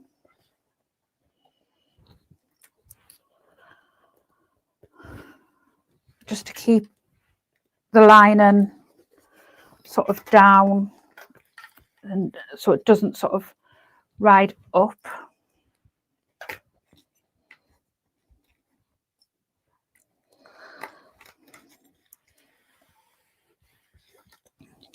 And the top stitching also needs to be a 1/2 inch from the edge. So again, just with my heat erasable pen, I'm just using a little 1/2 inch ruler. I am just going to make little 1/2 inch marks to remind myself that my top stitching needs to be 1/2 inch from the edge. So need to keep my lining out of the way. Change to the top stitching length.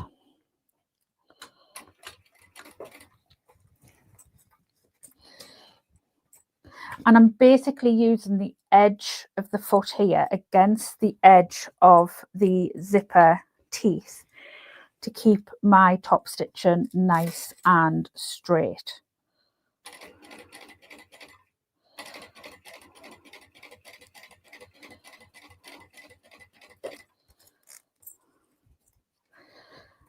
And I just keep readjusting, making sure that my lining is tucked down and out of the way.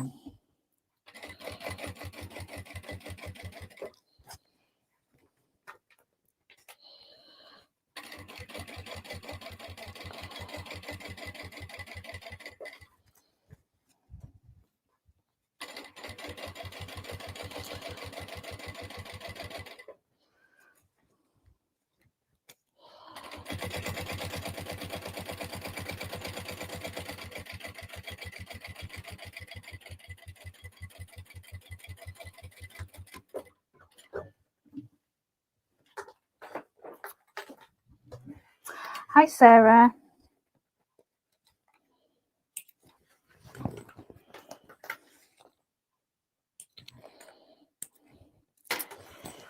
And then I'm just going to repeat exactly the same thing on the other side. So I'm going to get my other exterior piece. And I am going to baste this in place.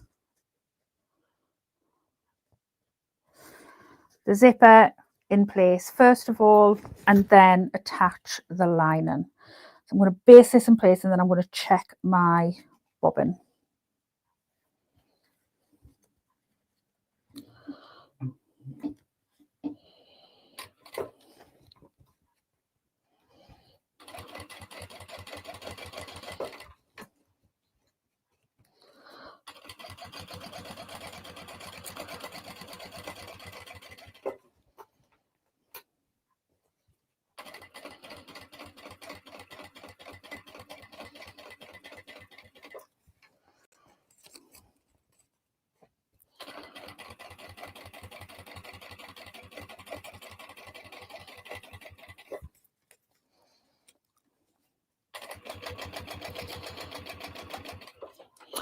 Should have checked the bobbin before I started. Sarah says matching fabric and nails. Yay.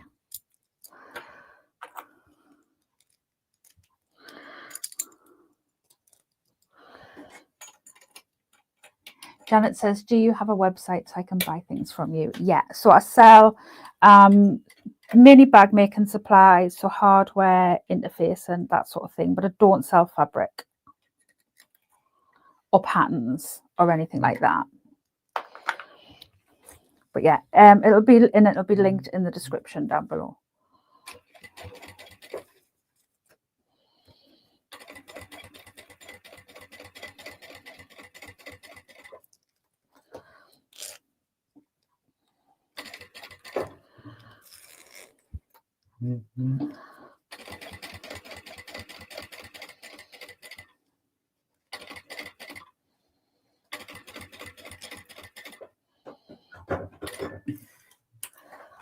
So the basin stitch can go right from beginning to end. It is the construction stitch of adding the lining and the top stitching that needs to start and stop at a 1/2 inch. So I'm just going to line up these centers. My lining seems to be a little bit bigger, so I might have to trim it down slightly, but that's fine. Hi Dawn. Morning. It seems so strange when sort of, you know, you come on and say good morning and it's like it's tea time.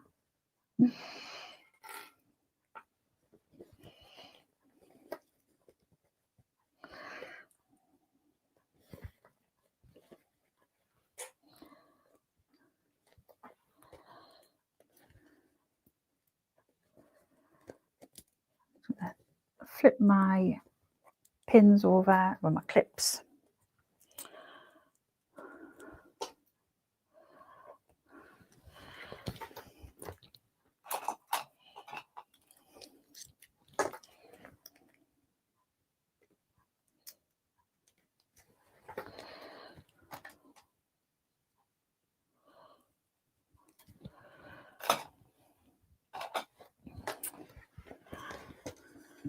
And again, at that 3/8 of an inch, starting and stopping at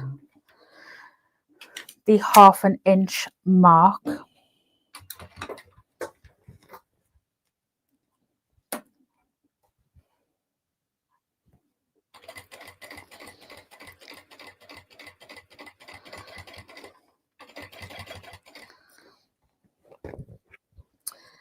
And just making sure I'm keeping that zip out of the way.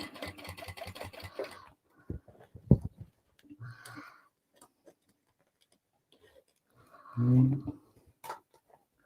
to make sure I keep everything as lined up as I possibly can, as neat and tidy as I possibly can.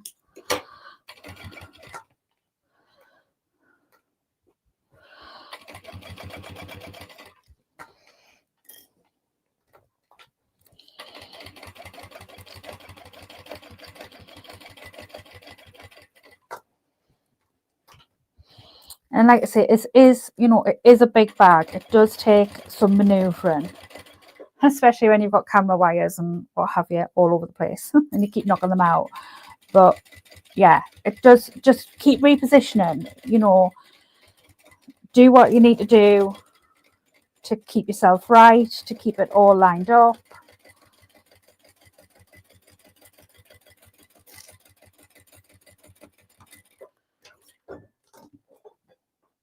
Oh, I'm knocking wires again.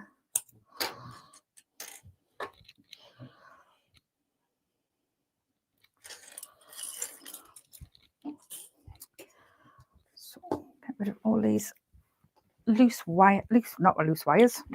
threads. And I'm going to clip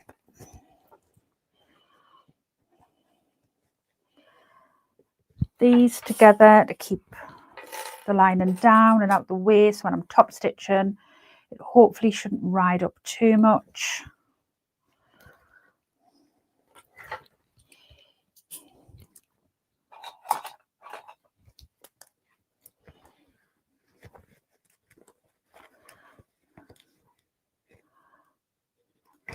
And just make those 1/2 inch marks again, just to remind myself that I need to stop and start at those 1/2 inch marks when I am top stitching.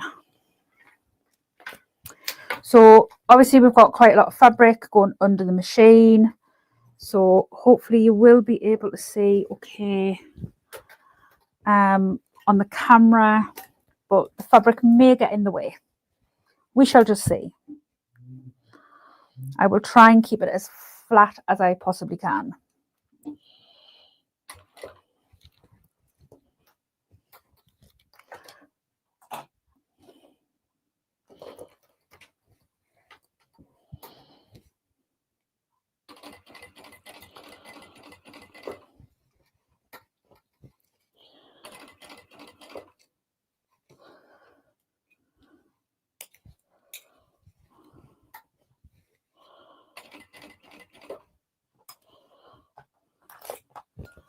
So this bit need to be rolled underneath the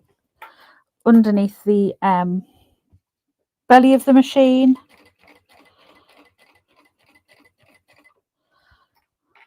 And then I keep just readjusting and making sure that I'm pulling this line in nice and flat so it doesn't roll up underneath the zip.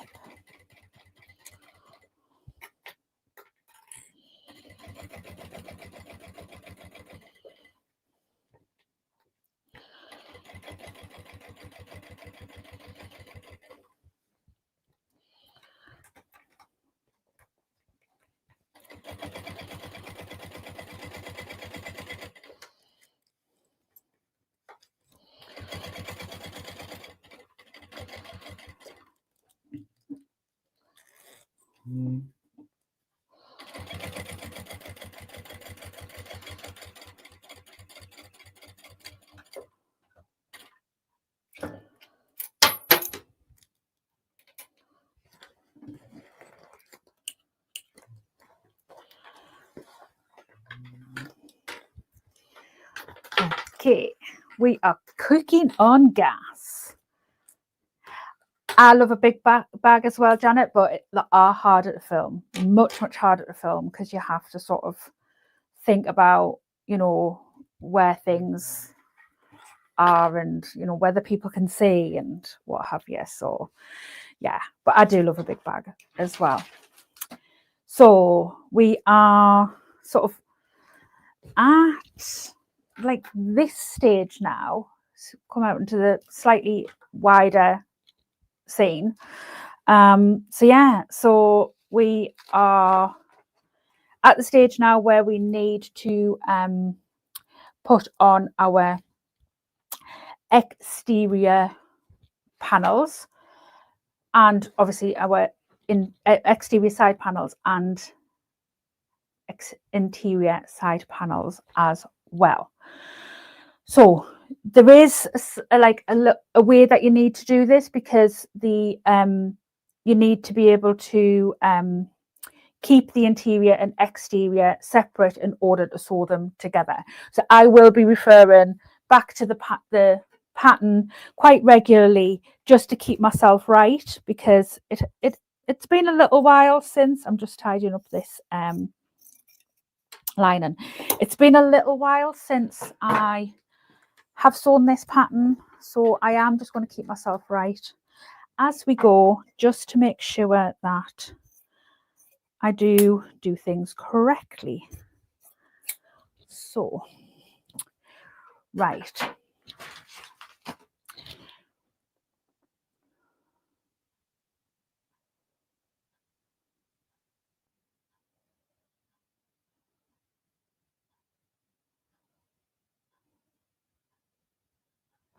Okay, so we need exterior panel.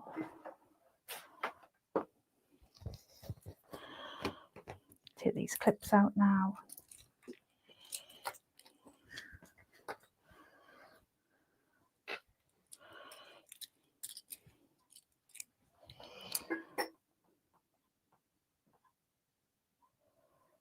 Okay, I'm just going to quickly read this this instruction so that I make sure that I am getting them correct. Place exterior side panels right sides together.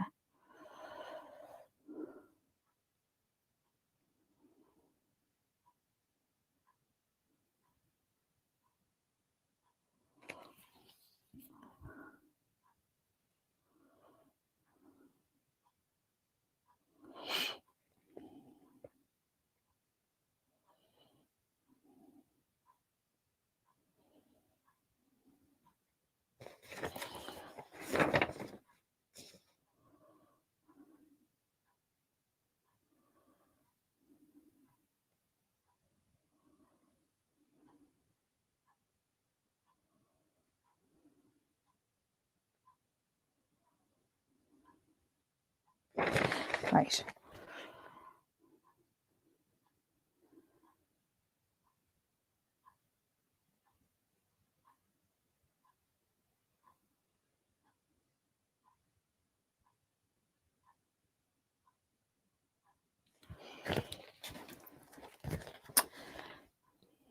It's got me confused because it's saying main panel but showing lining panel. So I'm just double checking.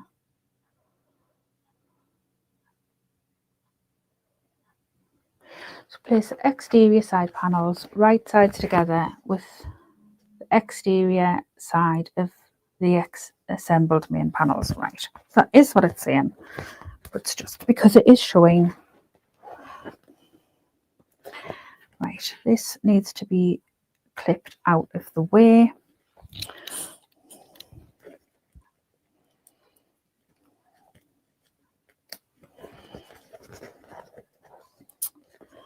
So let me just try to make sure that you can see this properly. So exterior main panel, obviously top part, this is the bottom part, we need the top part, and match the center to the middle of your zip.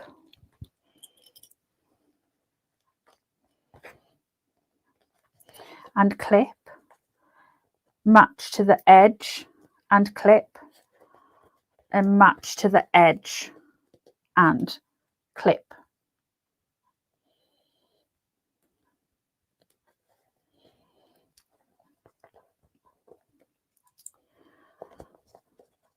And just put as many clips in as you need to. Okay, so then this needs to be sewn at a 1/2 inch seam allowance. So obviously take care to make sure that you look at all of your seam allowances and what have you, because obviously your zip panels were sewn in at 3/8, but this is a 1/2 inch seam allowance.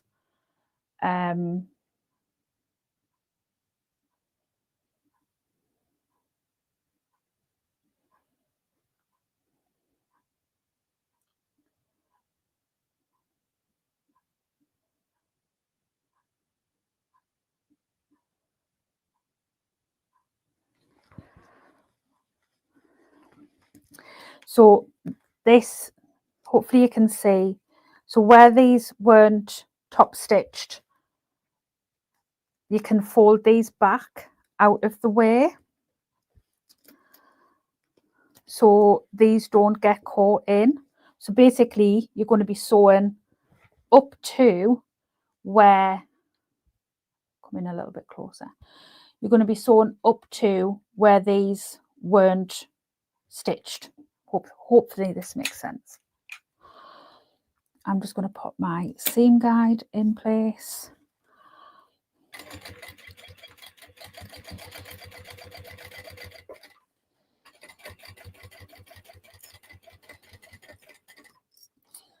And it helps to leave your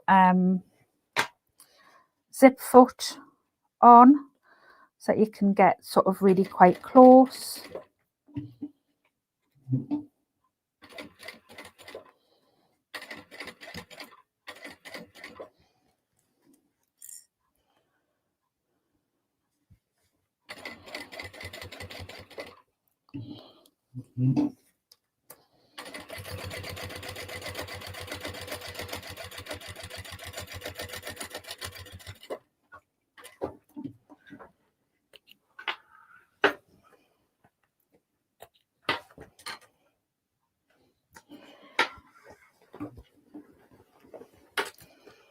And I am going to repeat on the other side.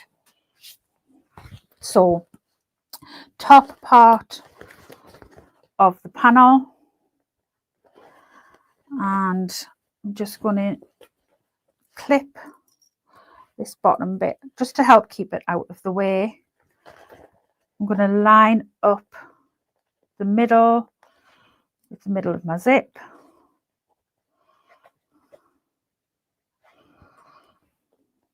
With my edge, with my edge.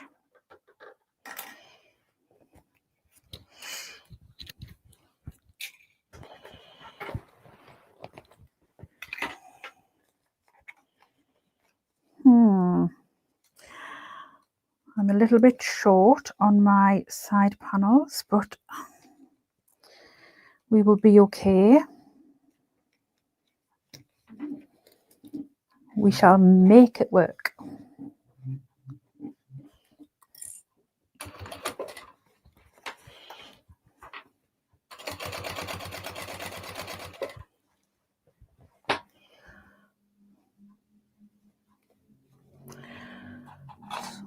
I'm just gonna use my trying to keep all this fabric up onto the table as well. I'm just going to use my stiletto to help keep everything sort of in place as we go.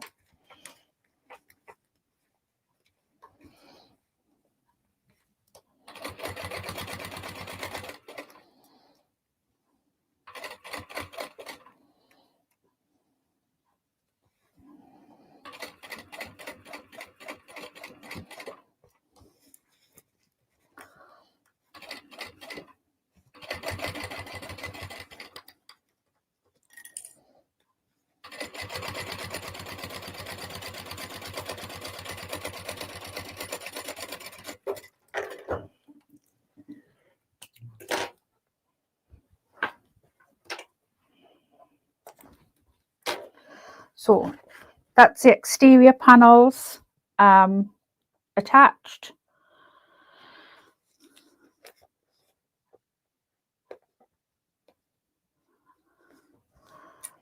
And then they need to be top stitched, but you need to make sure that you're not top stitching through, like through the lining.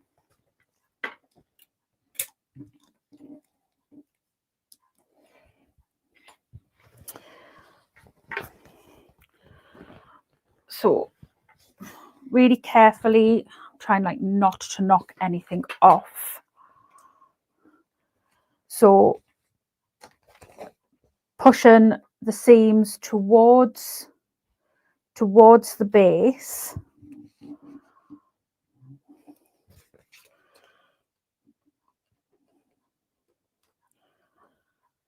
No. press the side panel seams allowances away from the main panels. Yeah. Yeah. So towards the base, but making sure that you don't catch those lining seams in. So you've just got to keep checking as you go.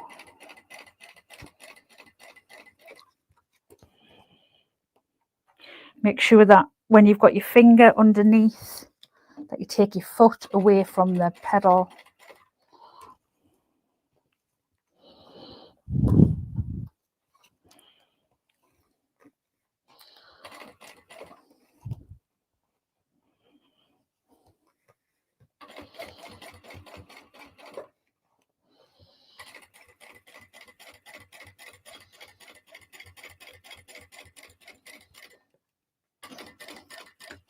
I can like literally see my computer going flying because the bag's like literally pushing up against my computer. It's fine. It's fine. It's just because it's so big. So now we switch over and we do exactly the same thing on the other side. So we're basically making sure that we keep these seams down and out of the way. So you can see on this side, I haven't caught these lining pieces in the down and out of the way.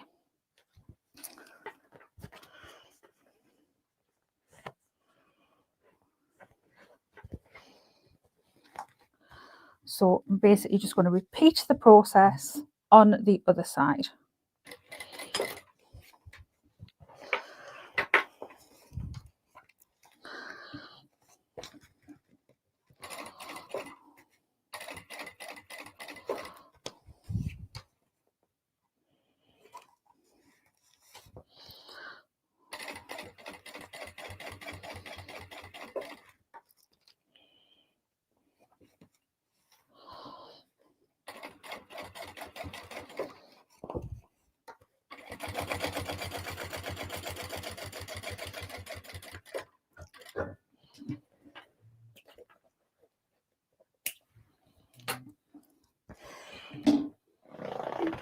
And then we need to put our lining pieces in. Remember that one side is slightly bigger than the other side. Obviously, once we put our strap connectors on the exteriors, it was very easy to remember which ones was the top, which ones was the bottom. So just make sure that you're double checking that you're putting the longest side to the exterior panels, not the shortest side, because that's what needs to go to the base. So turning this over very carefully and chucking the side panel on the floor.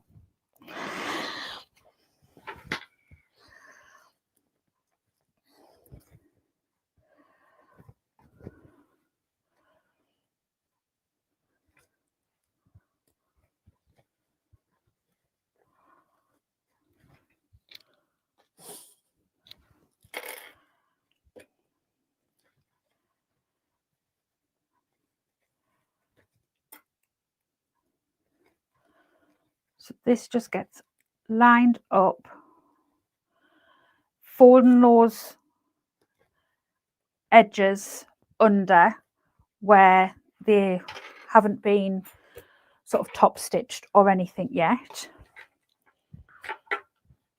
And then this seam gets sewn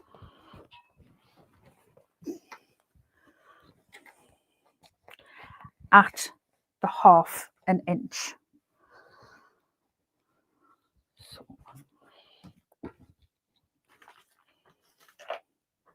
I'm just moving a couple of things out of the way. It's my best press and such, like I don't want to be sending it flying across the room. Obviously, when you get to this stage, the bag is getting, you know, quite big. You can imagine if you are sewing the large size, it is colossal. It is such a big bag. But like I say, you just, you know, you do what you do to get it to work. It is fine. But, you know, it's an amazing bag to have once it's made.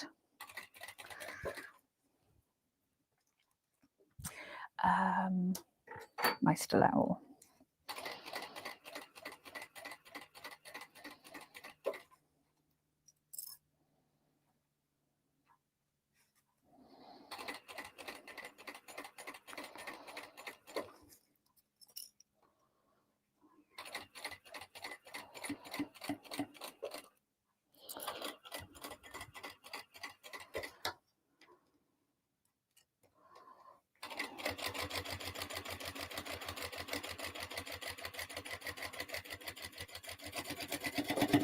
Nope, still sent my best press flying.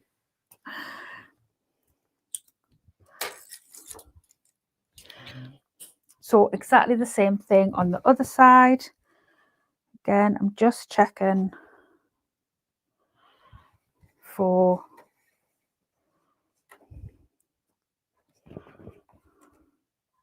so this side is the bigger side. So this side is the one that needs to go against the main panels. It's worth just, you know, if you're looking at it and you're unsure, just quickly check the measurements. It takes seconds to do.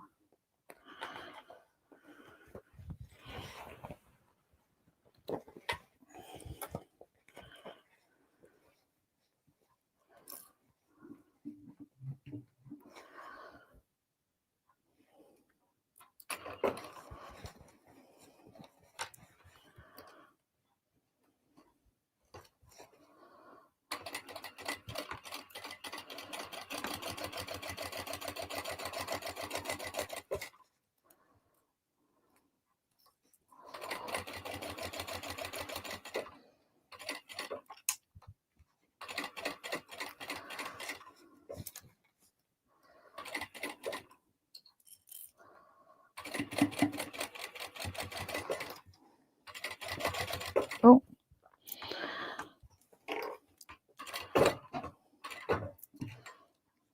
just going to line myself back up again there.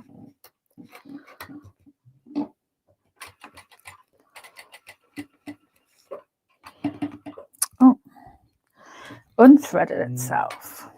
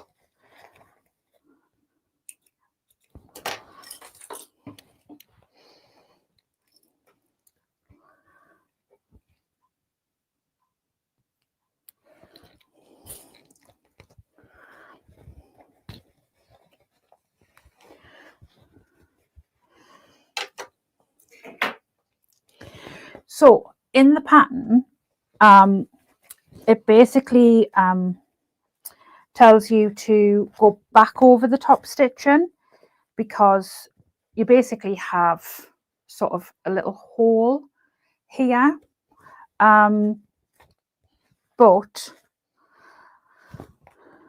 I kind of don't like to do that, because I don't really like to go back over the top stitching. So what I might do is I might put a rivet in mine to seal up that hole. Or shall I?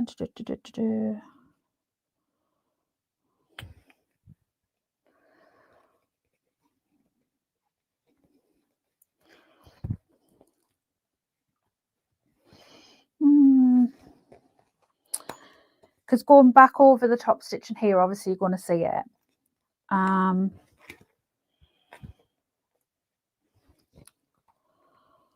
So yeah, I think I might put a rivet in mine.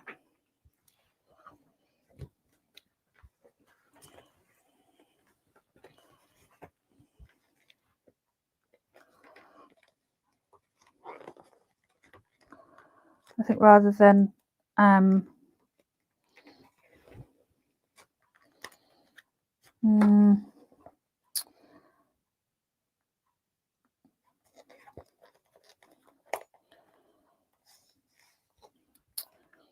no, I think I'm going to end up having to top stitch it again because the rivet's going to be too low to catch it in. So in order to close up a second row of top stitching, yeah, yeah, that would work. Yeah, probably that's going to be better. I think a second rivet, sorry, a rivet is going to, I'm going to run the risk of not quite catching it and it being very close. So yeah, but you need these to be separate. So you can't top stitch the whole thing because this needs to be separate to this. But obviously what you need to do is you need to close this hole. Although actually I think what I'm going to do is rather than top stitch it again, I think once I'm finished is, although I'm not going to be able to slip stitch that into the zip, am I? Because the zip, the hand stitching is not going to be strong enough. Yeah, let's just follow the pattern and go over the top stitching. So it is literally this section here, because what you're basically wanting to do is close up this bit here, this where, you know, my little finger is going through. Like I say, you could put a rivet, but you would have to be, you know, so particular to make sure that you were getting that rivet through that bit of seam allowance. And yeah, you'd have to be extremely precise.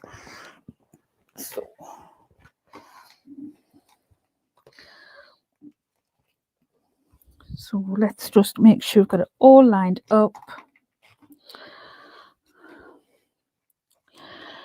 Keep my threads nice and long. And I'm literally just going to go over the area.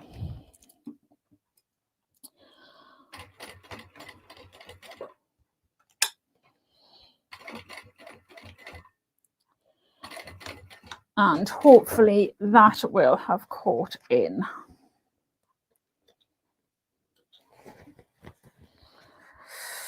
It's not very neat. I did find a hack on my very big one that I did, and I can't, the blooming threads, and I can't remember what it was. Can't remember if I glued it. I think I might have glued it.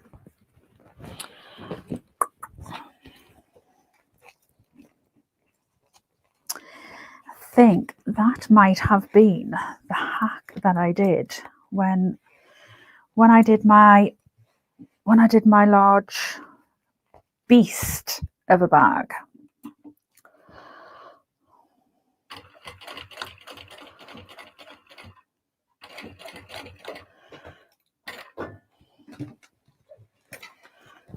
Oh, there's the instructions on the floor. You will find when you make this pattern that literally everything ends up on the floor, because you literally can't make this bag without knocking everything off. It's, you know, it's fine. I will be picking stuff up the rest of the evening. So we are on to sort of creating the structure of the bag. Now in the pattern, it does tell you to, right, let's just move these because I'm going to end up chucking them on the floor again. So it does tell you to, like, there is like a bit in the pattern to draw on. Now I've found that I didn't need to do that, and I'm going to show you how I pin it together and then sew it so that it works out perfectly.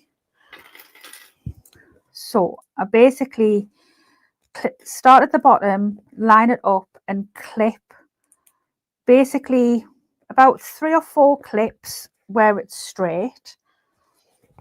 I then come to basically sort of where the dart bit is, and I clip this bit here, and then I just ease the rest into it. I'm going to bring my clips over because I'm going to need lots and lots of clips.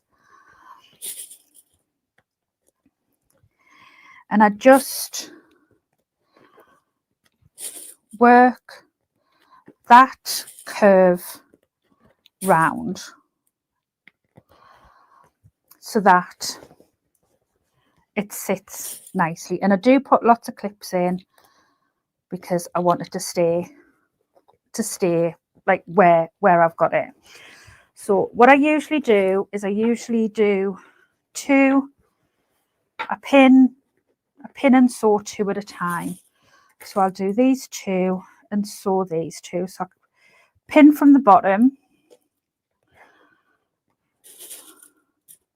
So it's sort of the straight bit, and then where that dart starts, and then I basically ease in the rest of that curve with as many clips as I can possibly get.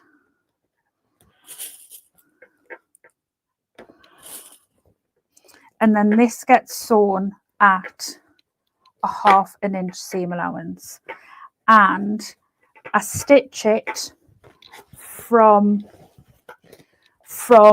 the dart. So exactly opposite to dressmaking, where you would not start your dart at a dart and stitch off and tie. I do this the other way around, and this is what I've found has worked the best.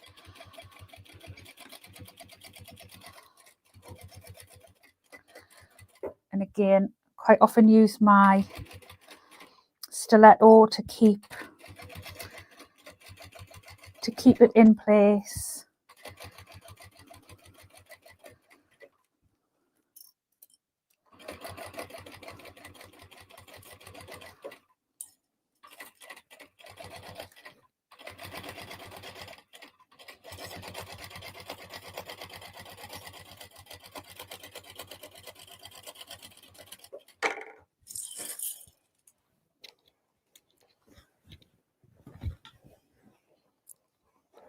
Oh, couldn't find my clips there. So I sew that one, trim off my threads, and then I'm going to sew this one.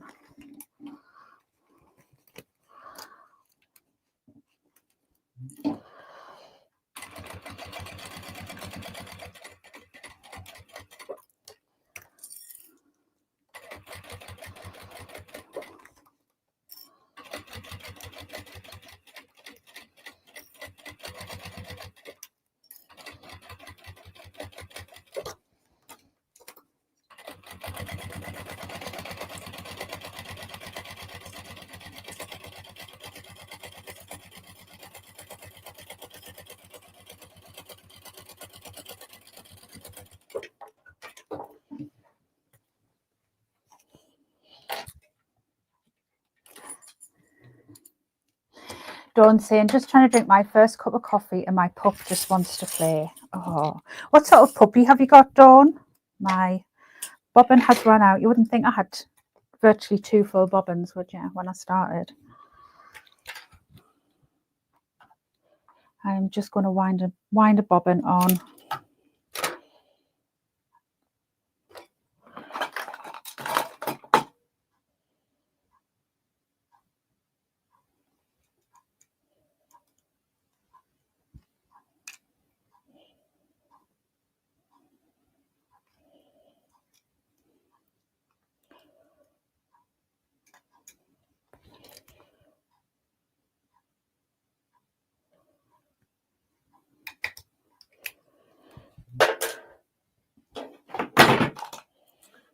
Right, let's just mute my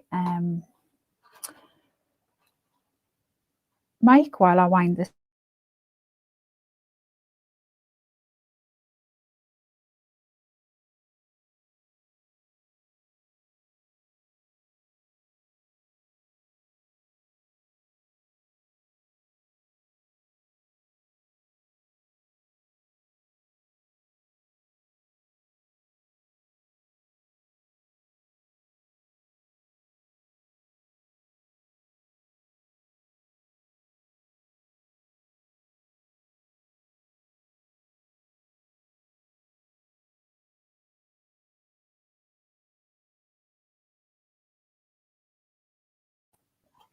There we go, bobbin all wound. Dawn says he's a boxer. He's a year old, but apparently they don't mature until they're 4. Oh, yeah, my daughter's got a cocker poo, and he's just like sort of so bouncy. I think he's about 4 now, and he's like I think he's kind of just sort of starting to settle down. But then she's also got I want to say Labrador, and he's just nuts. He's called Dave, and he's just nuts. But yeah, my boys were like very sort of, they were puppyish for about a year, and then they were just like old men. Like they've just been old men for like since they were about a year old. And now they are old men. They're just so grumpy. Very, very grumpy. Jan says, I always make sure I have a few bobbins done before I did. I had 2 bobbins done. Tracy says, that's your exercise for tonight. Picking everything up off the floor. Absolutely. I think sometimes, obviously, with the bobbin, the thread being a little bit thicker as well, sometimes doesn't hold as much thread. So it's a 3 bobbin bag. Yeah, probably it is. And if it's a large, if you're doing a large, it's probably a 4.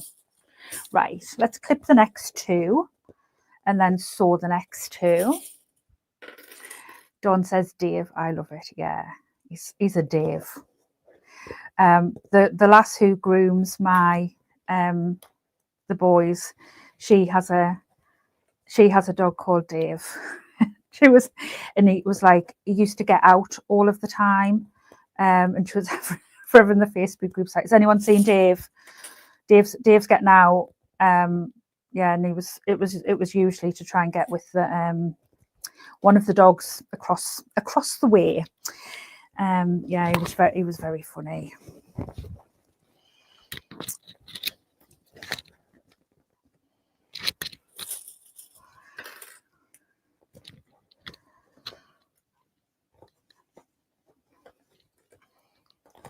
But yeah, my boys are just a law unto themselves. I mean, my boys are so lazy now that, like, when somebody comes to the door and they bark, they actually don't even get up off their bed. They just lie in their bed and bark. Like, they don't, you know, they used to sort of like get up and jump about, and they don't even bother doing that now. They just still lie in their bed. You are so lazy, like really lazy. But they are funny. They are really funny. Right. So exactly the same process. keeping hold of my threads.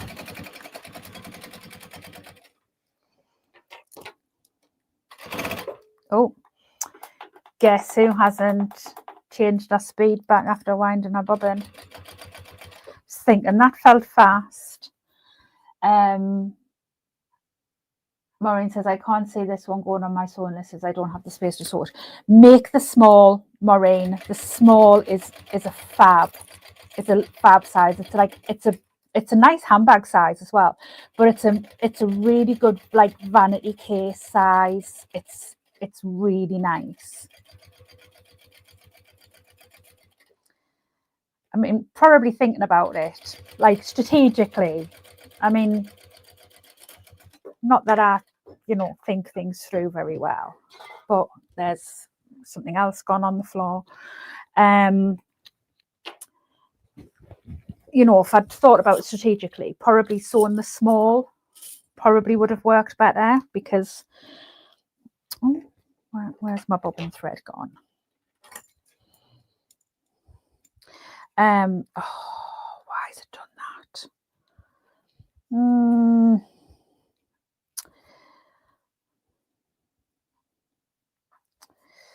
My bobbin has done something funky. So yeah, it probably would have been made more sense to actually sew a small, but it's me we're talking about here.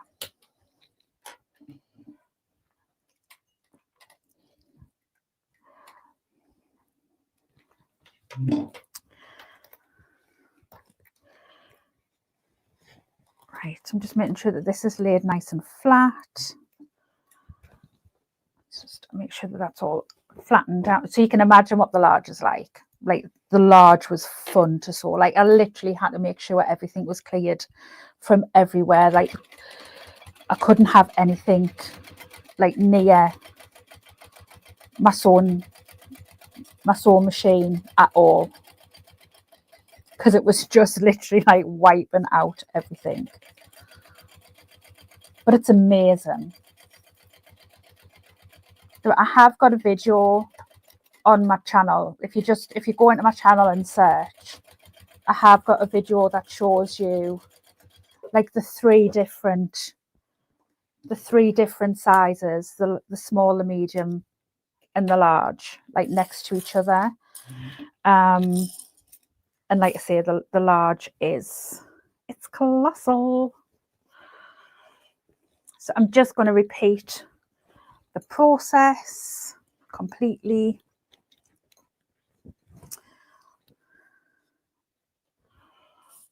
I'll probably pin all four with the lining if I can, just to try and make it a little bit quicker.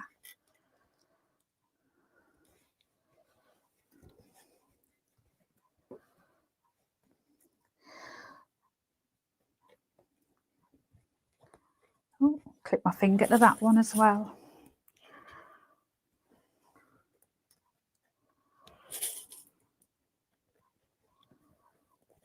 So if you're finding that it isn't lining up, I'll show you on the next one. If you're finding that it's not lining up, you've probably not got this top dart lined up properly. So let me show you. So I'll clip these bottom ones in. So this bottom dart needs to be really sort of flat like this. If you've got it, so like say it's like this, so it's not lined up properly, you'll find that it won't, you won't get it in and you'll end up with extra fabric. You really have to have this bit here lined up so that this V is perfectly sort of folded, and then you'll find that the curve will like will go in, and it'll go in fairly easily. So the times when sort of I've struggled and it hasn't gone in properly, it's been when I haven't had this bit at the top lined up properly. It's been slightly skew whiff, as I would say. It's been slightly wonky. But just as I say, you'll sort of you'll find it when you're doing it. I mean, like I say, there is in the pattern like a template to mark it. So if you want to use the template, you know, that obviously does work well. I just find it sort of quicker and easier to do it this way, and I find it goes in a little bit better for me. But you know, you can do like the other way if you find that works better for you. I thought I'd only done 3.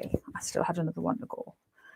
So I'm just clipping them all, and then I'm going to sew all 4 together. I tend to do 2 of the exterior at a time because they're a little bit thicker and bulkier, and I find that sometimes like the clips don't always stay on as you're moving the bag around. So it's a little bit of a wasted effort to do all 4 because you've got sometimes just got to go back and redo them.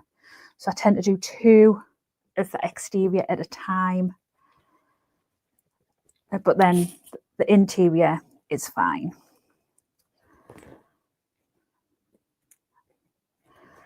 So here, this one's not lining up properly, so I haven't got this corner quite right.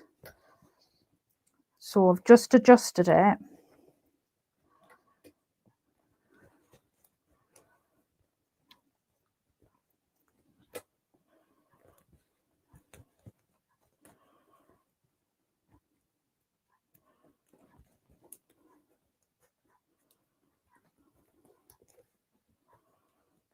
And now it's gone in right. So you might just have to sort of play with it.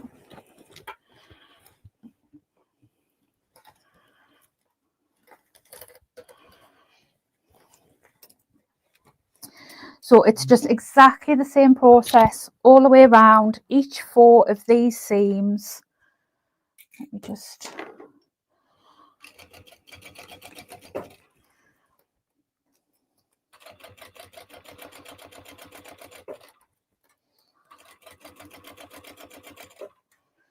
Like I say, if you need to, you know, use use a stiletto or a, you know, your screwdriver for, you know, changing your needles to keep everything in place.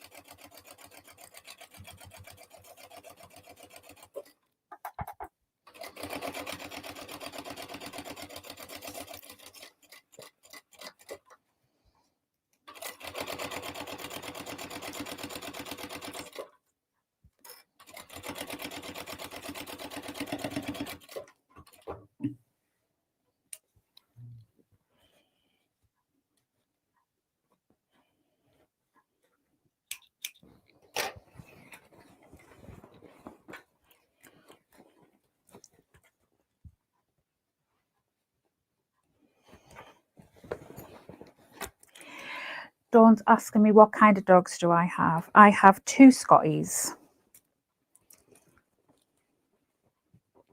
I have Hamish and Bruce.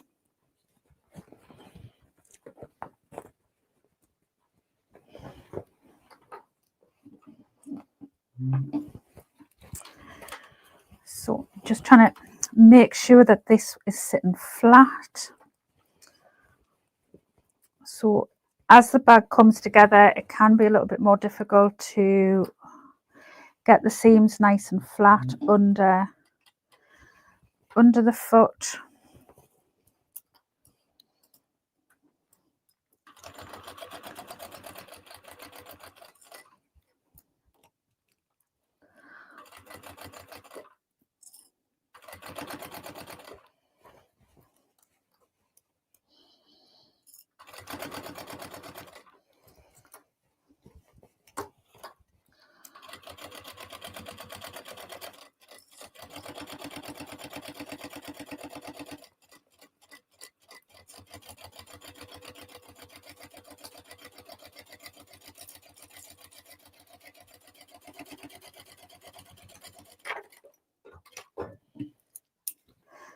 They probably won't be speaking to me shortly because we are getting near tea time. And we know how Bruce does not like to wait for his tea.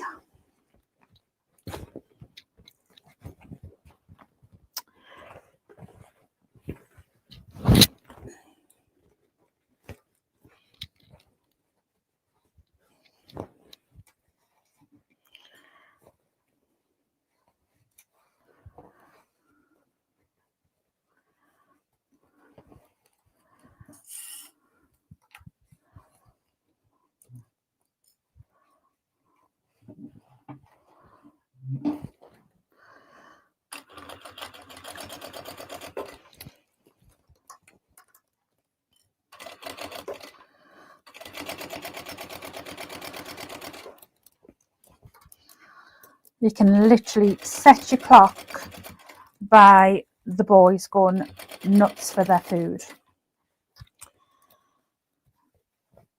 Susie and I love Scotties. Yeah, they are cute. They are alluring to themselves, so they definitely have Scotty-tude.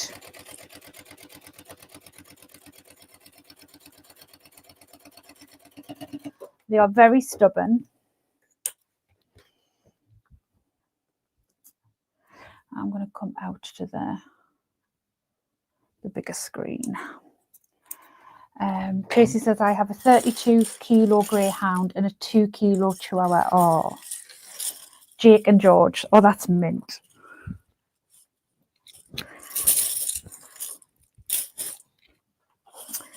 So I am going to trim back these seams. So I'm going to cut up into the dart.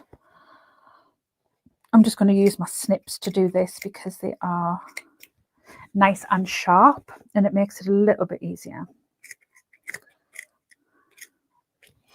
So I'm going to do this on the exterior and the interior.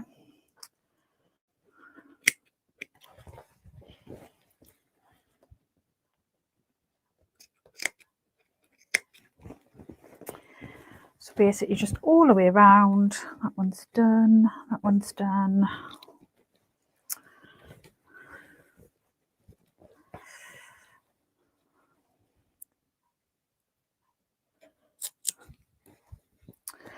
That one's done.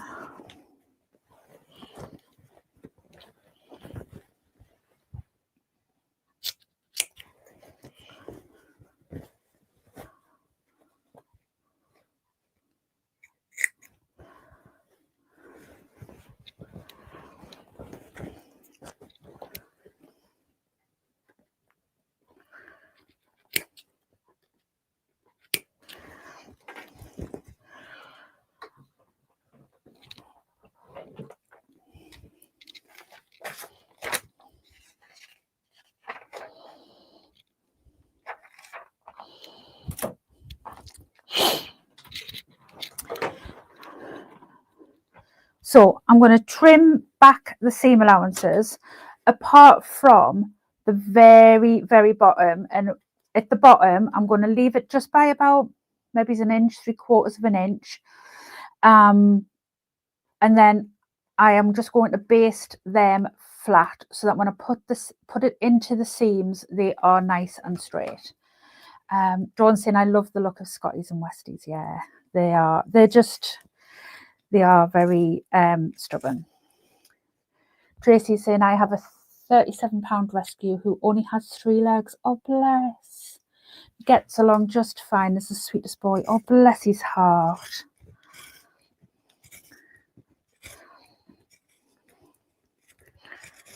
We were only, when we went and got the boys, we were only supposed to get Hamish, and then ended up with Bruce as well. But I can't imagine only having the one. And then obviously when me and Andy got together, he had Millie, who was a little miniature Jack Russell, who had the biggest personality ever and was the absolute boss of them. But we lost her a couple of years ago. And I found a video the other day. It came up on my memories of her basically bullying Bruce out of the bed to lie next to Hamish. I think Hamish misses Millie a lot.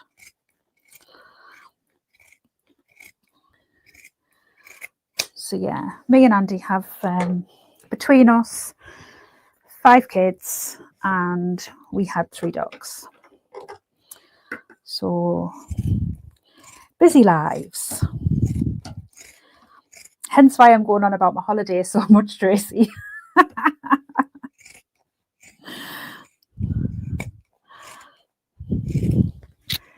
So yes, I'm just trimming these back. I'm using my pink and shears because obviously some of this is on the curve, and I tend to use my pink and shears. Laura, oh Laura here, little stitcher. So I'm using your thread, Laura. I've had 2 Westies. Oh, we now have a Westie Pooh. She's 12, but acts about 3. Oh. Thank you for my thread as well. It came for my order. It came yesterday, day before. So I'm very excited to use my purple variegated thread. I think that will either be next week's project or maybe it's the week after. I haven't decided which way around I'm going to do things yet.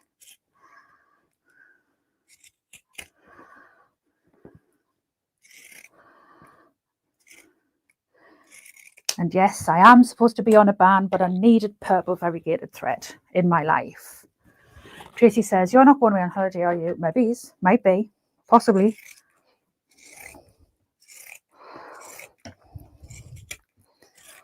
Five kids and 2 dogs, I need to be.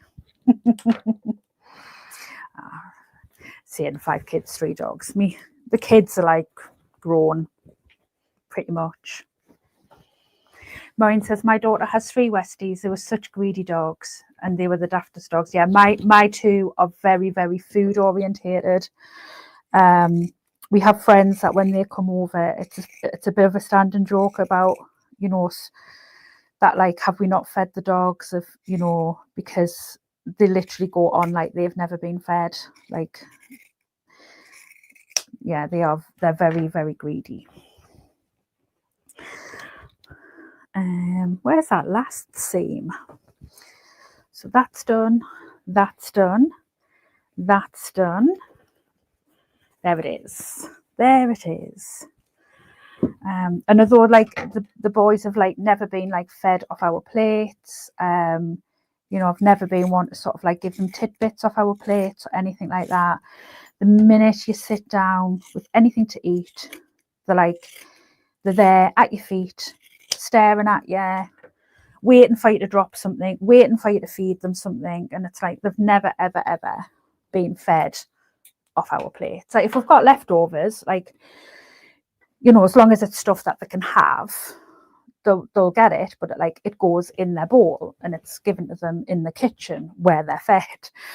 But yeah, like if you look up optimism in the dictionary, there's a picture of Hamish and Bruce next to him. They're very right. Other foot, back to the other foot. I promise you we are nearly done. We are on the home straight.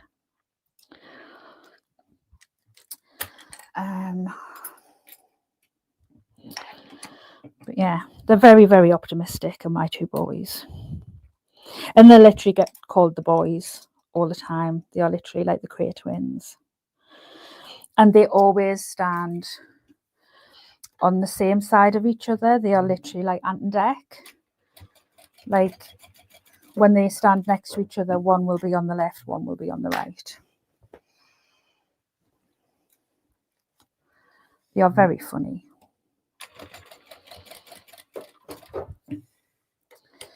Neve misses the boys a lot with her being at uni. You know, when I speak to her or she messages, the first thing she always says is, "How's the boys?" And especially Hamish with him being poorly.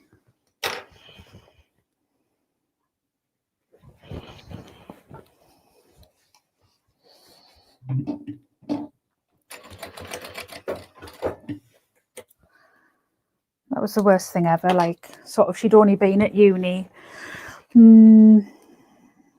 sort of a matter of weeks. When we had to go down and tell her we didn't think he was going to make like the Christmas, we thought we were going to lose him. And we're like, oh goodness, like, you know, she's only been in uni a few weeks, like, oh, it's just, you know, awful timing. And I mean, thankfully he's still here. That was 2 years ago. He's fine. But yeah, it was awful time. Debbie saying, hello, just got onto your live. We've had 14-year-old border collie put us on. Oh, bless you, Debbie. My heart has been ripped out. I'm going to make a memory bear of his bears. Oh, bless you, Debbie. I'm so sorry. I totally feel for you. We felt the same with Millie. That's something, yeah, I was not prepared for when we lost Millie, and yeah, I couldn't speak to people for weeks. It was awful. Laura says my auntie has 2 Westies in Australia called Thelma and Louise, and she says the same things about Ant and Dec when she saw photos of them. It's so funny, isn't it? How I think, especially like because the boys are brothers, they were from the same litter. We've had them, you know, they've never not been together. But yeah, I'm sending you love, Debbie. I'm sending you love. Sue says, I'm enjoying watching, but I'm getting hungry. Go and get something to eat. Bring it back. Keep watching. Tracy's sending Debbie love as well. Okay, so we're going to put the bottom in. Obviously, we've got all of our centres already marked. We've got the centres of our bases and our main panels marked. I'm out on the big screen, so I'm out as far as I can go. So I'm going to try and show you as best I can. So I'm going to line up this centre here, and I'm going to clip basically where all of the straight edges are.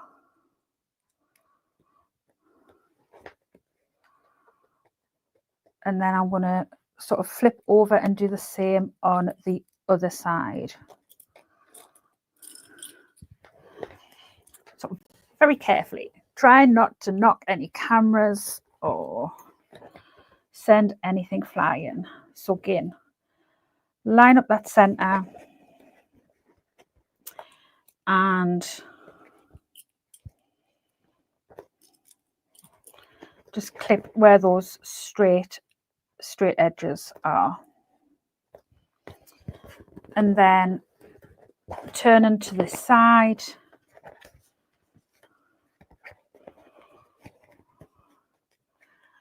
line up those lower centres.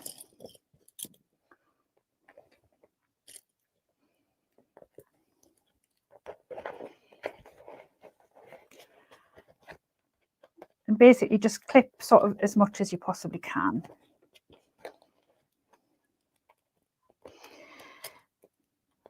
Mine might be sort of a little bit difficult because I have got Decaville Heavy in here, but I do like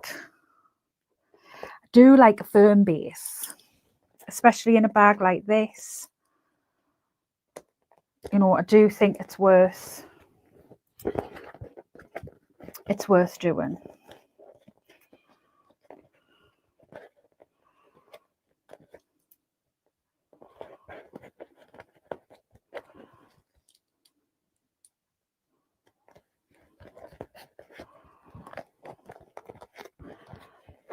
My clips have popped off. I'm probably, once I've got it all lined up, I'm probably going to staple, because it will probably pop off. But once I know that I'm okay with it, I'll staple it round.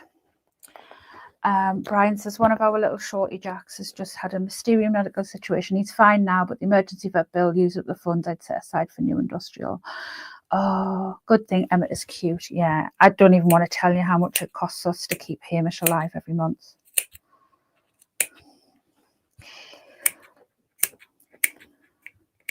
It's a lot, but he's worth it. We love him. Even if he does drive us nuts, we love him. And yeah, it's not even a choice. It's just, yeah.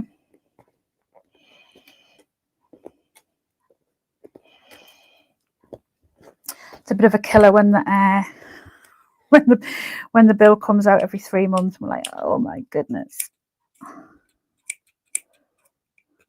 So I'm just basically clipping into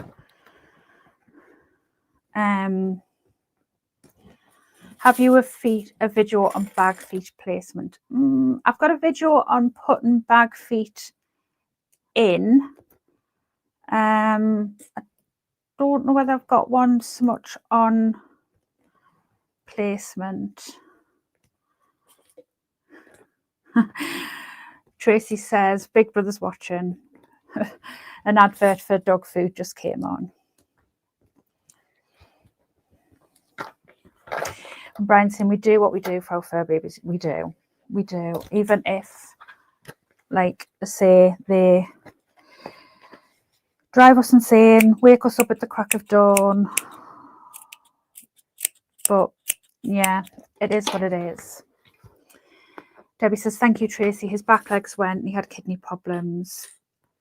Yeah, we have, like, with Hamish, we know that we'll have to make the decision at some point that, you know, with him, it's not so much, you know, it's not going to be a pain issue or anything like that. It's going to be sort of a quality of life and dignity issue, which I have said from the beginning will always be my top priority for him. I will never let him suffer. I will never let him live in indignity. As much as it will kill me and pain me, like his dignity and his quality of life will always be my number one goal. Not me, not my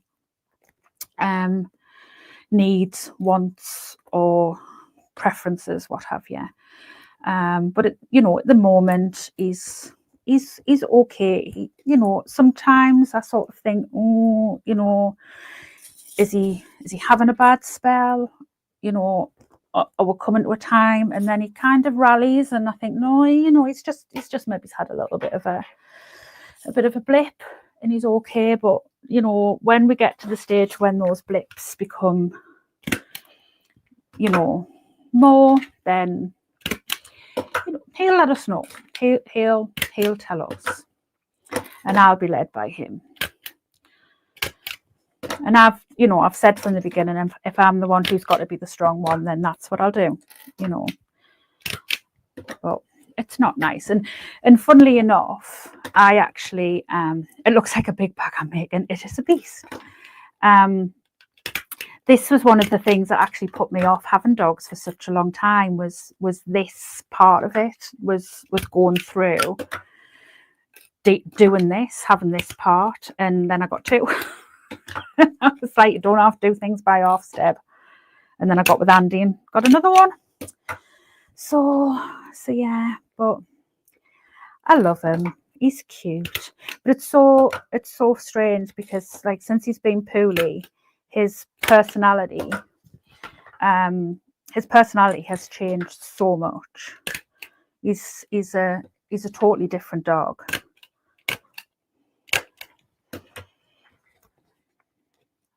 I'm just putting clips in around these corners because it probably will move quite a bit, and I want it to stay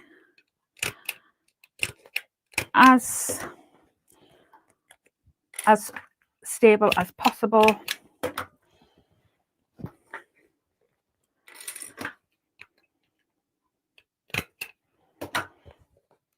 Whew, I need a drink. Not the alcoholic type, just a drink, like just actually as in like I'm getting dehydrated.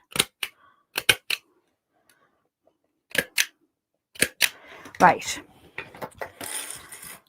Oh, nearly sent that on the floor there. There's something else to pick up later on, Tracy. So I am literally going to sew all the way around this at 1/2 inch. Dawn's saying, I've always said that even when the pain we experience at the end, it's nothing compared to the years of joy they bring. Yes, exactly. And I think, you know, we need to be responsible. That's kind of my thinking, is I have to be responsible for him and put him first. He is my priority. So I'm literally going around here at 1/2 inch.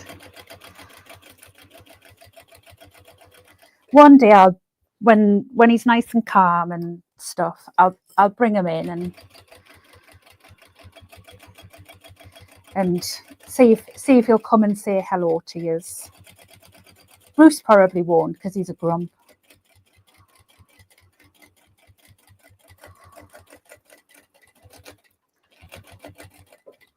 He's the OG grumpy.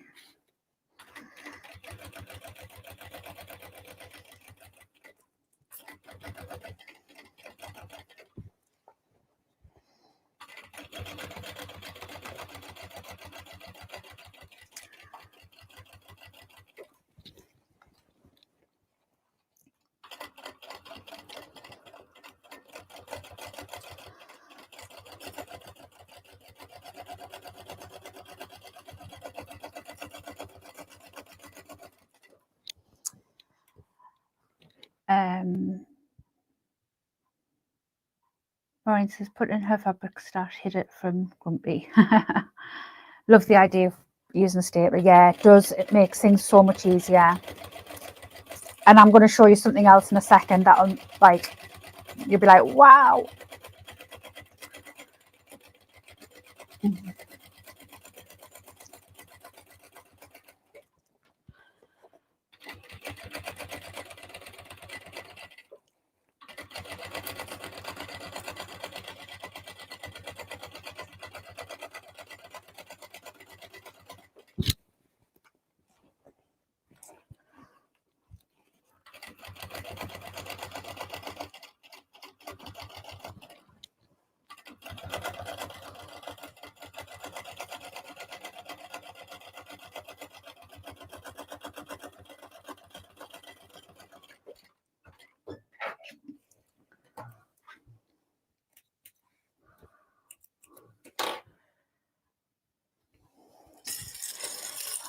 Put these away. See how many of these I took on the floor. Oh, none. So you can just cut out the staples when you trim back your seam allowance, but we all know how accident prone I am, and the last thing I want is a staple in my eye or, you know, like, you know, damaging me scissors or what have you. So I do take my staples out. I do use a staple remover like this, so much better than those god awful clippy things that you know, usually you'll get like free with like a, you know, like a staple set, what have you. They're absolutely naff. But I've got these ones, so much better, come out so much quicker. As I say, some people just cut them out when they trim the seam allowance back.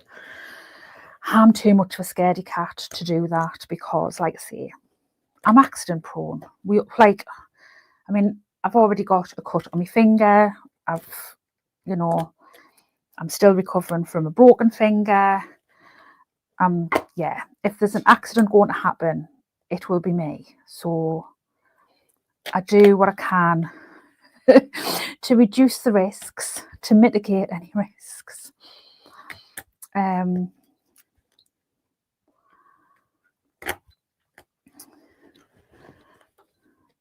you know, it might take a minute or two extra, but if it saves me eye, then that's okay.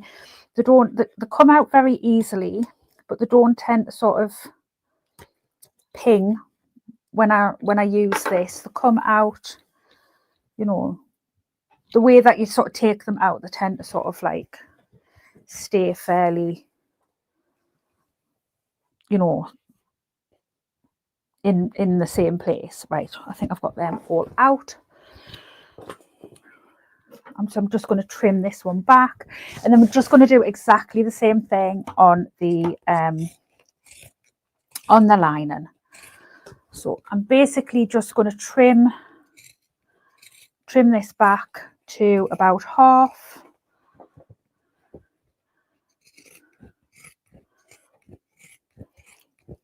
Obviously I'm trimming back through, you know, a fair bit of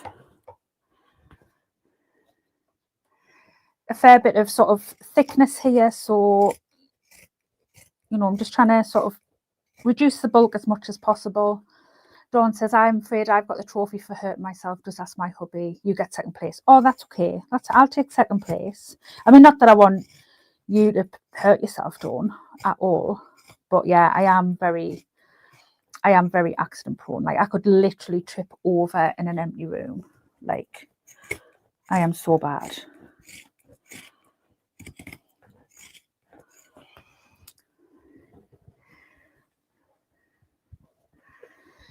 Debbie says, I think we've all got a grumpy one when fabrics of parcel turns up. Yeah, I'm quite lucky, to be fair. Like, Andy's like, no bother. Like, in fact, he's a little bit of an enabler. When I'm like, what do you think? Do you think I should get it? And he's like, do what you want. It's your money. Do what you want.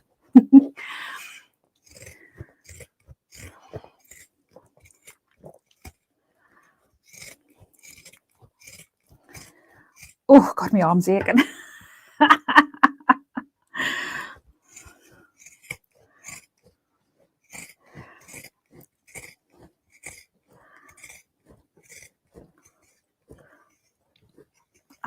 That's bit. Oh. Okay, so base, exactly the same thing. So, the only one I haven't got my centres marked, so I'm just going to quickly do that. Oh, I have got it marked. I was thinking that was unusual. So, oh wow, my arm's aching. I think obviously I'm still aching off yesterday. All the moving.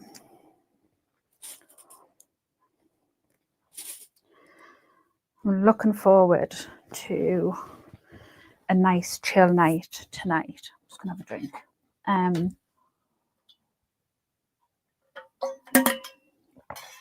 Yeah, very much looking forward to having a nice chill night tonight. Sit on the sofa. Yes, my zip's open. Yeah, my zip is open. And my lining zip is open as well. Brian says, last week I took a page out of Deb's playbook while clipping the centre of my pattern pieces. Also found the centre of my forefinger. Ooh, ow. Sorry, Brian, I'm rubbing off on you. Hanging about with me too much, even though it's across the pond. It's the downside of hanging out with me.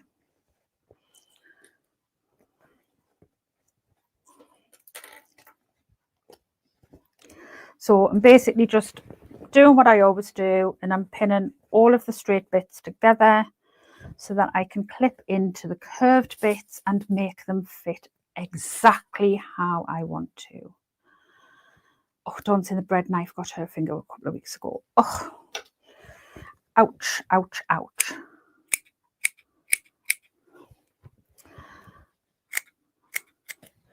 You probably will hear the boys go absolutely nuts in probably about 10 minutes because Andy will be home and they will go crazy. Because obviously Daddy's home and it's tea time. So yeah. Brian says he's trading chickens for injuries.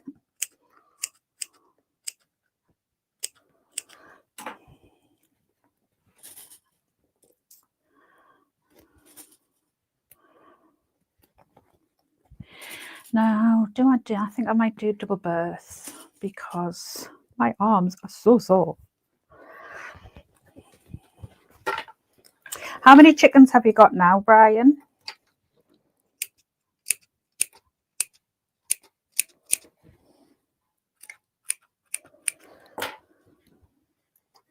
I must get one of them things to go on my engagement ring. You know, like the silicone things to make them smaller.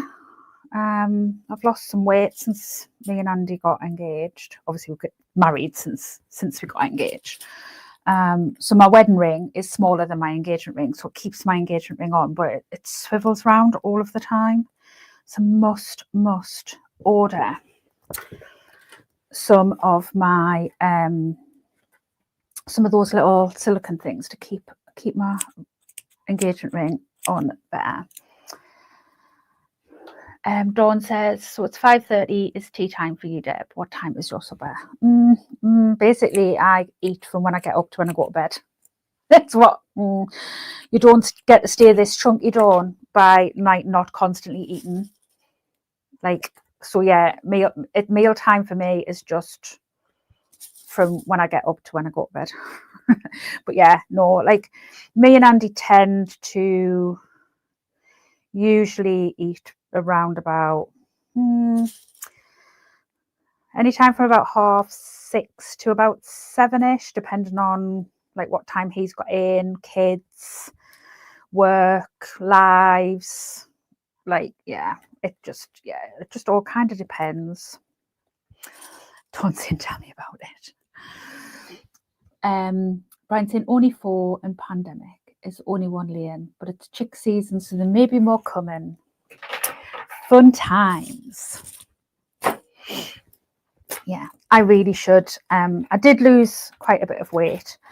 I've put about £5 back on again, which I don't think is bad because, you know, I've not been very good. 1/2 inch seam allowance again. But yeah, I really need to get back to it. But I just don't want to. It's what I'm saying. But I really should. I'm having to have diabetes tests again. So yeah, I really should rein myself in again. But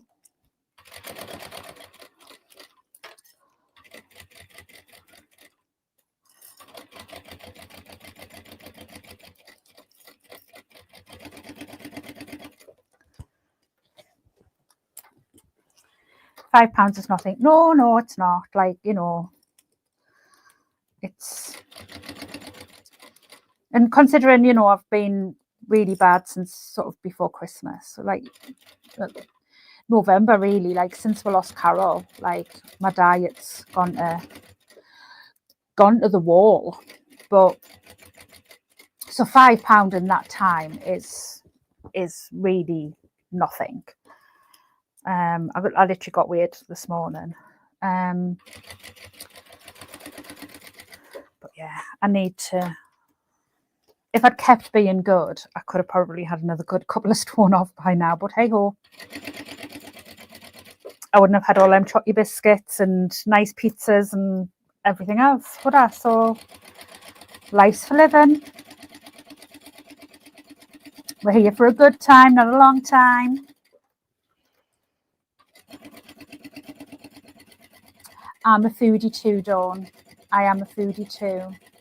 I mean, like I say, you don't get to be this chunky like if you don't like your food. I'm fussy with my food, but the food I do like, I like.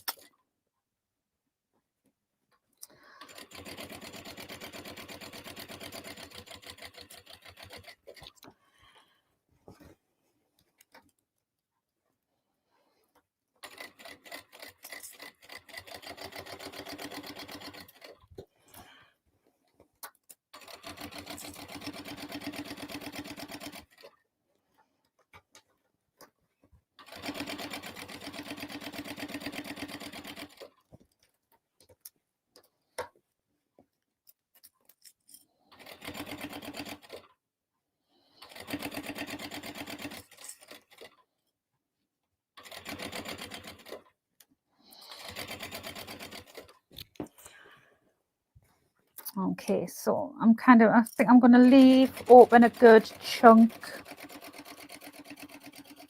now that I'm on the straight and just do the double burst because I think that will be easier. Trim this back. I always sort of chuckle for Andy, bless him, because like sort of like when we met, I was probably about a good three.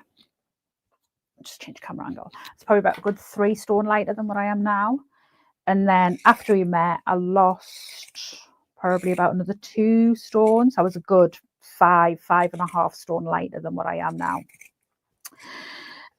Sort of like the first year that we were together. And now like I say, I'm chunky but funky. And yeah, I joke on with them all the time saying I catfished them. But hey, I mean, he's the one who does the food shopping, not me.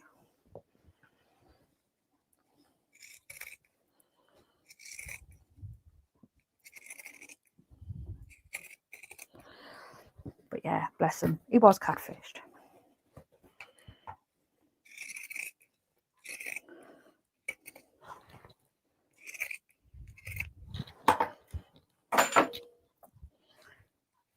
He does go nuts when I say that, though.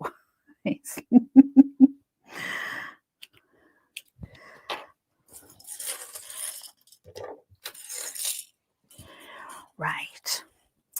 So, moment of truth.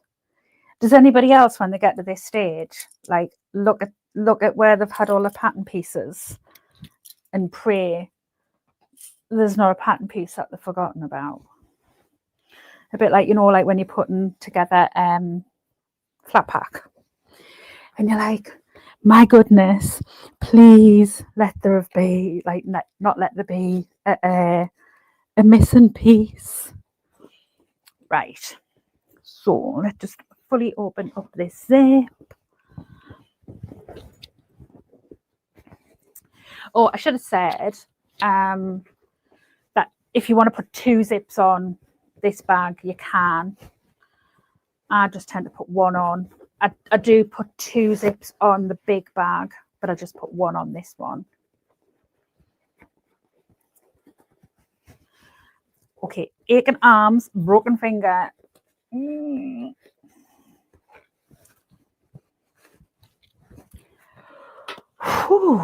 I'm sweating. It's a good job my other camera's not working. I would be so red in the face. Right, so just gently working this through.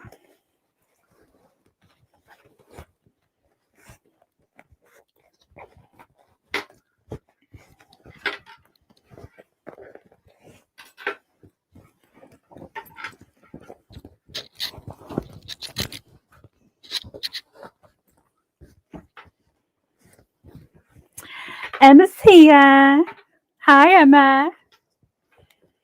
Came for the big reveal. And when my arms ache and they're about ready to fall off. Doing a big bag like this wasn't good after the big move yesterday.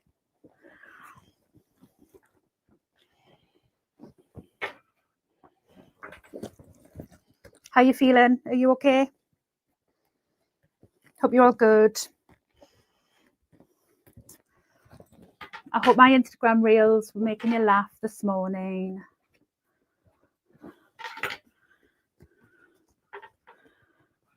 It's lush, I can tell already. I've knocked out one of my cameras because it's that big. So I've knocked out my main front camera because I've knocked the USB out of my computer. So, but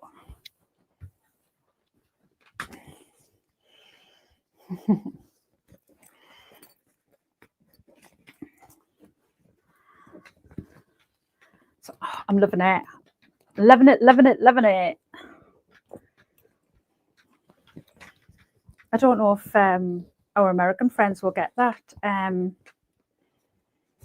thing. That was a hit back in the day. I don't know whether that was a hit pun side. But right, I'm going to close up.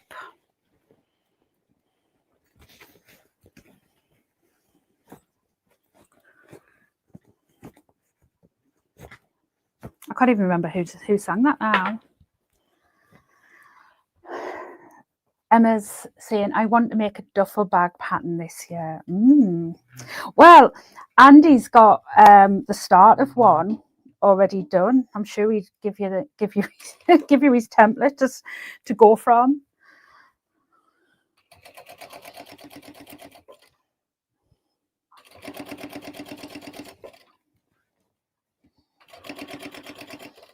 I can't decide, Emma, whether I'm going to do Vicky May next week or Passion Flower next week.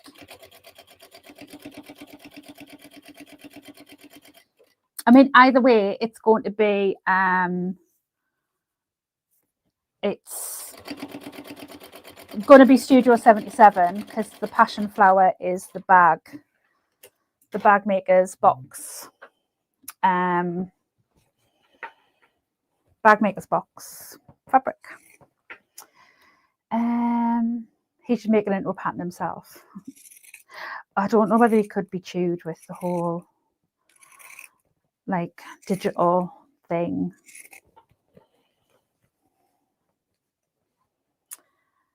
Brian said, I'm still trying to figure out how you lost stones. It's a British thing, Brian. I can't even figure out how many kilos that is. A stone is 14 pounds. Yeah, it's about 6.5 kilos a stone, I think. Something like that. But yeah, I'm old school, Brian. Stones, inches.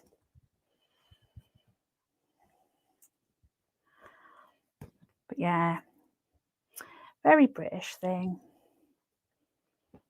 I'm going to have to go and Google who did that song as well now, because it's in my head and I can't think who did it. I know I'm thinking the Passion Flower as well, Sue, because I really, really, really want to make up that fabric. And I got me me thread to make it as well. I'll show you my thread when we're done, if I can get my other camera on.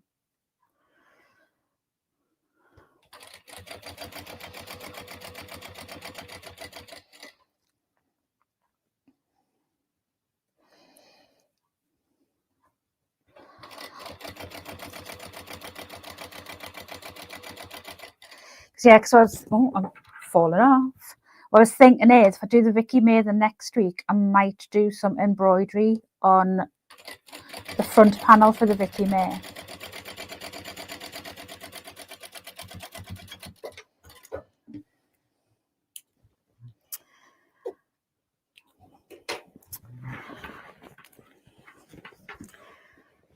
This pattern is making right now is technically hard to design.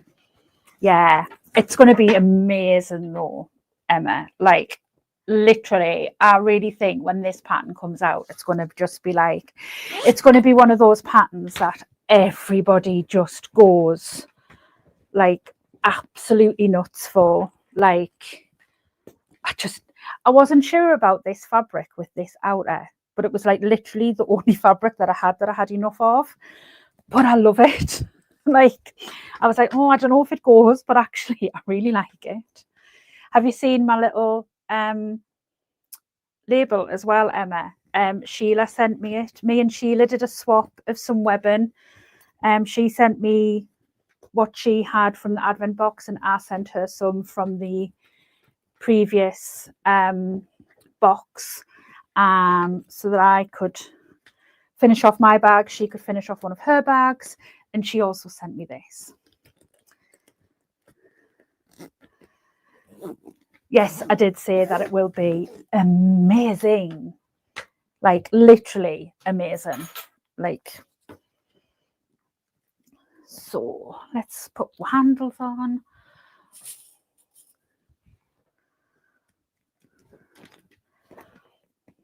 I think I will be riveting these after me tea. That's dinner for everybody down south. What a sun and bag, well worth the effort. I've got a sweat on, Tracy, like literally, like menopausal woman here, red hot. Like, see if I can get my other camera to go back on. Give me 2 seconds.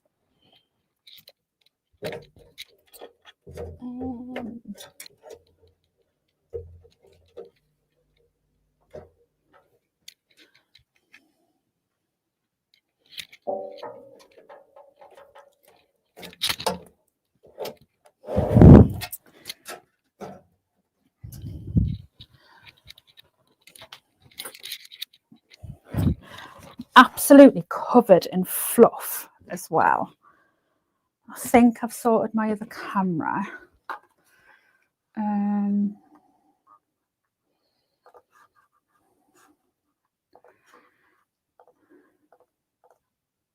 Yes, I have. It literally just come out a tiny little bit. But yeah, like I absolutely love it. Laura says it looks amazing, gorgeous colours. Emma's asking, did I see the reel I shared about the teal lamp? No, because I haven't been on Instagram this afternoon. Who is this bag for, Deb? Not sure. Possibly me, but I might give it to my eldest daughter. I am not sure. Tracy says, hubby has made my dinner, told me to just sit and watch you. Oh, bless him. He's definitely a keeper. He's washing up now.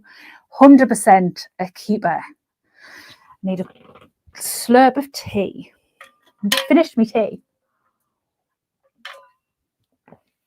Sabine says, stunning. Thank you. Should we make my strap? But yeah, I am absolutely loving it. And purse feet on the bottom. Like I say, if you wanted to use 6, you could use 6, but I think 4 is okay. So yeah, I'm gonna make my strap. Oh, see how warm I am. Sweating. My thread. Wait till you see this. So to go with my, oh, you just can't see it. 2 seconds. Let me mute my mic so you don't hear the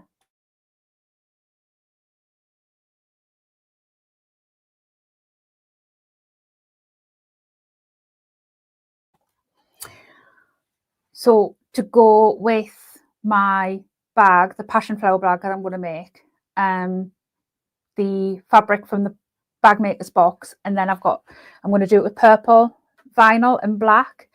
This is the thread that I'm going to make, that I'm going to use. This is from Laura Little Stitcher Sews. So I needed some sort of lighter beigey caramel coloured thread. That was all I needed. I didn't really need any other thread, but I was on our website and I was, you know, having a tinker, having a look, as you do. And I was like, oh my goodness, I love that. And I was like, I'm making a purple and pink bag. Like, I really, really, really want that thread. Like, really want that thread. So it fell into my basket, as did, I know I'm on a ban.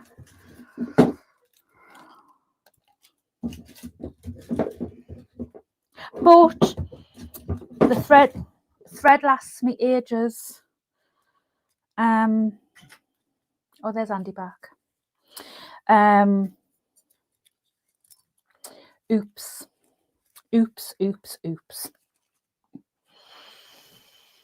But I do love Laura's thread. It's very high quality. It sews lovely. Yeah. And I was going to use the pink thread that I got in the previous box from Emma, because that would have worked really well. And that's just what I was going to use. I'm going to turn you over so I can do my strap. But when I saw that purple thread, I was like, yeah, I'm having that purple thread. That is what I'm having. So yeah, so I'm going to make my strap now, and then we're all done. Well, apart from I need to put my rivets in my handles, but that's happening after tea. The boys are being fed. I can hear their bowls rattling. Bless them. They'll have been starving. They'll have wasted away having to wait this long.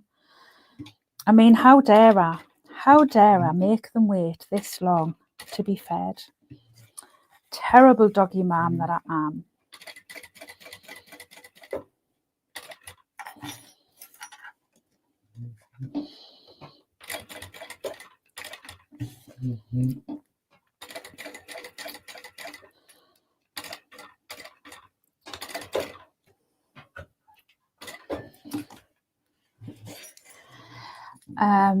Andy's just saying dogs fed. Where's my thing? Dogs are fed. Laura's saying thanks, Deb. You're welcome. I mean, obviously, I was sent a couple of reels of thread very kindly by Laura. I think when she first got some of the Tex 45 in, she asked me to test some for her, which I did and loved it. And then I have gone on to buy maybe it's about 7 or 8 reels of it since. I absolutely love it. Dawn says, Brandy and Dave have just sent me a gift. Oh, that's lovely. So I missed some of what you were saying. Oh, we've just been chatting. Emma says your band's going as well as mine. Well, I've got a confession to make, but I'll save that for a Monday live because it's not here yet.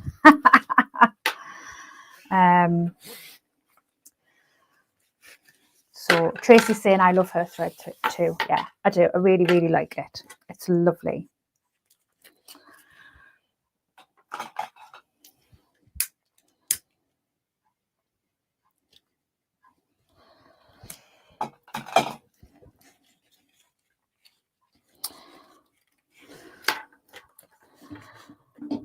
Oh, that didn't go well, did it?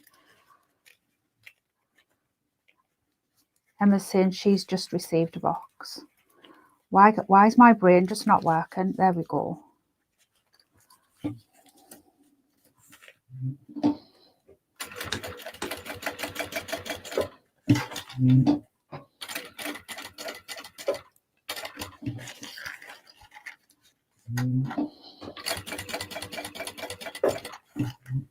It always comes very well packaged as well, I have to say.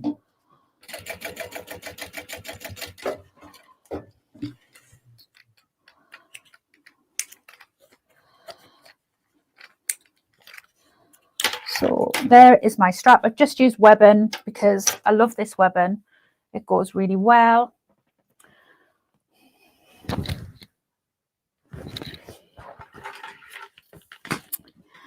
Hey, we've had a bit of an eventful time, haven't we? Me knocking cameras off, me forgetting purse feet, and not having enough zip. But made it through. So yes, I've literally just got to rivet my handles on, which I am going to do after tea because I'm hungry. But yeah, but I think I'm either going to keep this myself, or I might. My daughter doesn't watch my channel, so we're safe. It's absolutely fine. My eldest daughter. I don't think any of my kids watch my channel, to be fair. But my eldest daughter's birthday is in May. So I might put this to one side and gift this to her. She's the one who's got the 2 dogs. Because her and her partner do go away for weekends and that quite a bit. So I might gift this to her for her birthday. We shall see. So yeah, so I hope you've enjoyed me making this Tribbiani Traveler. If anybody makes one, if you're in the Facebook group, please do post pictures, share them. If you're not in the Facebook group, come and join us. It's a lovely place to hang out. Very relaxed, very chilled. Just double checking I haven't missed any questions or anything in the chat. Emma's saying, did you do a swap? We did, yes. So basically, so that I could make a crossbody strap to go with the Trailblazer that I made out of all of my goodies. And I might not often use it as a crossbody, but I wanted to have that option. Emma's saying that she's got some regrets about the pattern that she's designing. I think once it's out, I think all your regrets probably should go, because I think everybody's going to love it. It's going to be amazing. Like, I don't want to give anything away, because obviously, like, I know probably more than a lot of people, but yeah, it's going to be fantastic. It's going to be a pattern that people will go wild for. Sue saying, lovely bag, thank you. Emma saying, thank you, it's the longest it's taken me to design. Yeah, but I mean, obviously I don't design, so I can't even imagine what goes into a pattern, but I can understand why, because it's so detailed and so much to it. Like, yeah, I can see why. Janet says, really enjoyed my afternoon watching you make a bag. Thank you for joining us. Oh, Andy's been and dropped the post off. Thanks, darling. Love you. He's a good one. Any good? He actually packed up all of the posts that came in yesterday while I was in Leeds as well. So I just kind of packaged it all up today. He picked it all for me, because obviously I didn't get back till really late yesterday. It was about 7:15. So after he finished work yesterday, he picked them all for me. So he's lush, isn't he? Tracy's got a keeper. I've got a keeper. So Andy brought me gin yesterday while I was on my chat with Emma, which I only drank half of anyway. I need to get into a bit more training, don't I? If I'm gonna make the most of my holiday. I don't know whether I've mentioned that I'm going on holiday, but I'm going on holiday. So I need to get into a little bit of training. Dawn's got to keep it too. Yeah, I think there's quite a few of us are very lucky. So yeah, took a while, but yeah. But I think, like I say, this may go to my eldest. Dawn's going, no. Yes, Tracy's saying no. Yes, Tracy, I'm going on holiday. I think this may go to my eldest daughter for her birthday in May. Because then I don't have to worry about what I'm going to get after her birthday. It's already sorted. And I have a lot of birthdays in May. It's my ex-husband, so my oldest two's his birthday in May. It's both of my eldest two's birthday in May, 2 days apart. And then it's like my youngest one's like in June. So I've got loads of birthdays all like within the space of sort of like 4 or 5 weeks. So I think I might actually end up putting that to one side. And my mum, I actually made my mum a Tribbiani in this material. And actually I made her a Mr. Heckles in this material as well. So she's got a matching set. I've got a picture somewhere of her when she went away for the weekend with that Tribbiani and a Mr. Heckles. So it actually might be really nice for my eldest daughter to have one similar to her nana. So yeah, I think I might do that. I think I might put it away to one side and give it to my eldest for her weekends away, because they do go away quite a bit, especially in the summer. So yeah, Emma's saying she'll love it. Hopefully. So yes, I think I might get sorted because my thread's here. And do passion flower next Thursday. I'll try and schedule it for the right time, and then do Vicky May the week after, and I think I might do some embroidery on the front panel or the back panel, whichever way around I decide to do it, on the Vicky May. And then I still need to double check with Leanne if she's okay for me to do the penny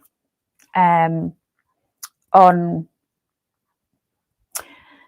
it is a penny, yeah, the penny this month. Obviously, as I say, I have got permission from Leanne to do her bags, but I just want to double check that with it being her latest one, that she's okay for me to do it.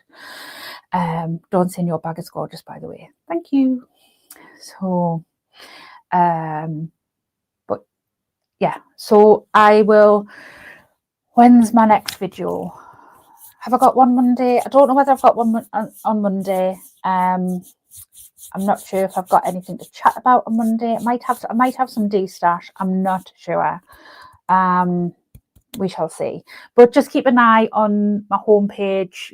If I have something scheduled, it will appear. And I do usually try to put up in the Facebook group and on my Facebook page as an event, so you'll see it come up then. And obviously, if you're subscribed, you'll get a little notification that pings to say that I've gone live. So thank you very much for joining me, and for bearing with me with knocking out cameras because the bag was so large, for having to go out and get extra bits and pieces for it. But you know what it is, it makes it real. This is actually real bag making. It's not edited, it's not made to look all fancy and, you know, streamlined, because that's not my life. It's not streamlined at all. Funky Garment says it was great to catch a live. Lovely bag. Thank you so much. I've really enjoyed it. And I knew this would be a little bit of a longer live, which is why I kind of did it at 2, even though I scheduled it for the wrong time.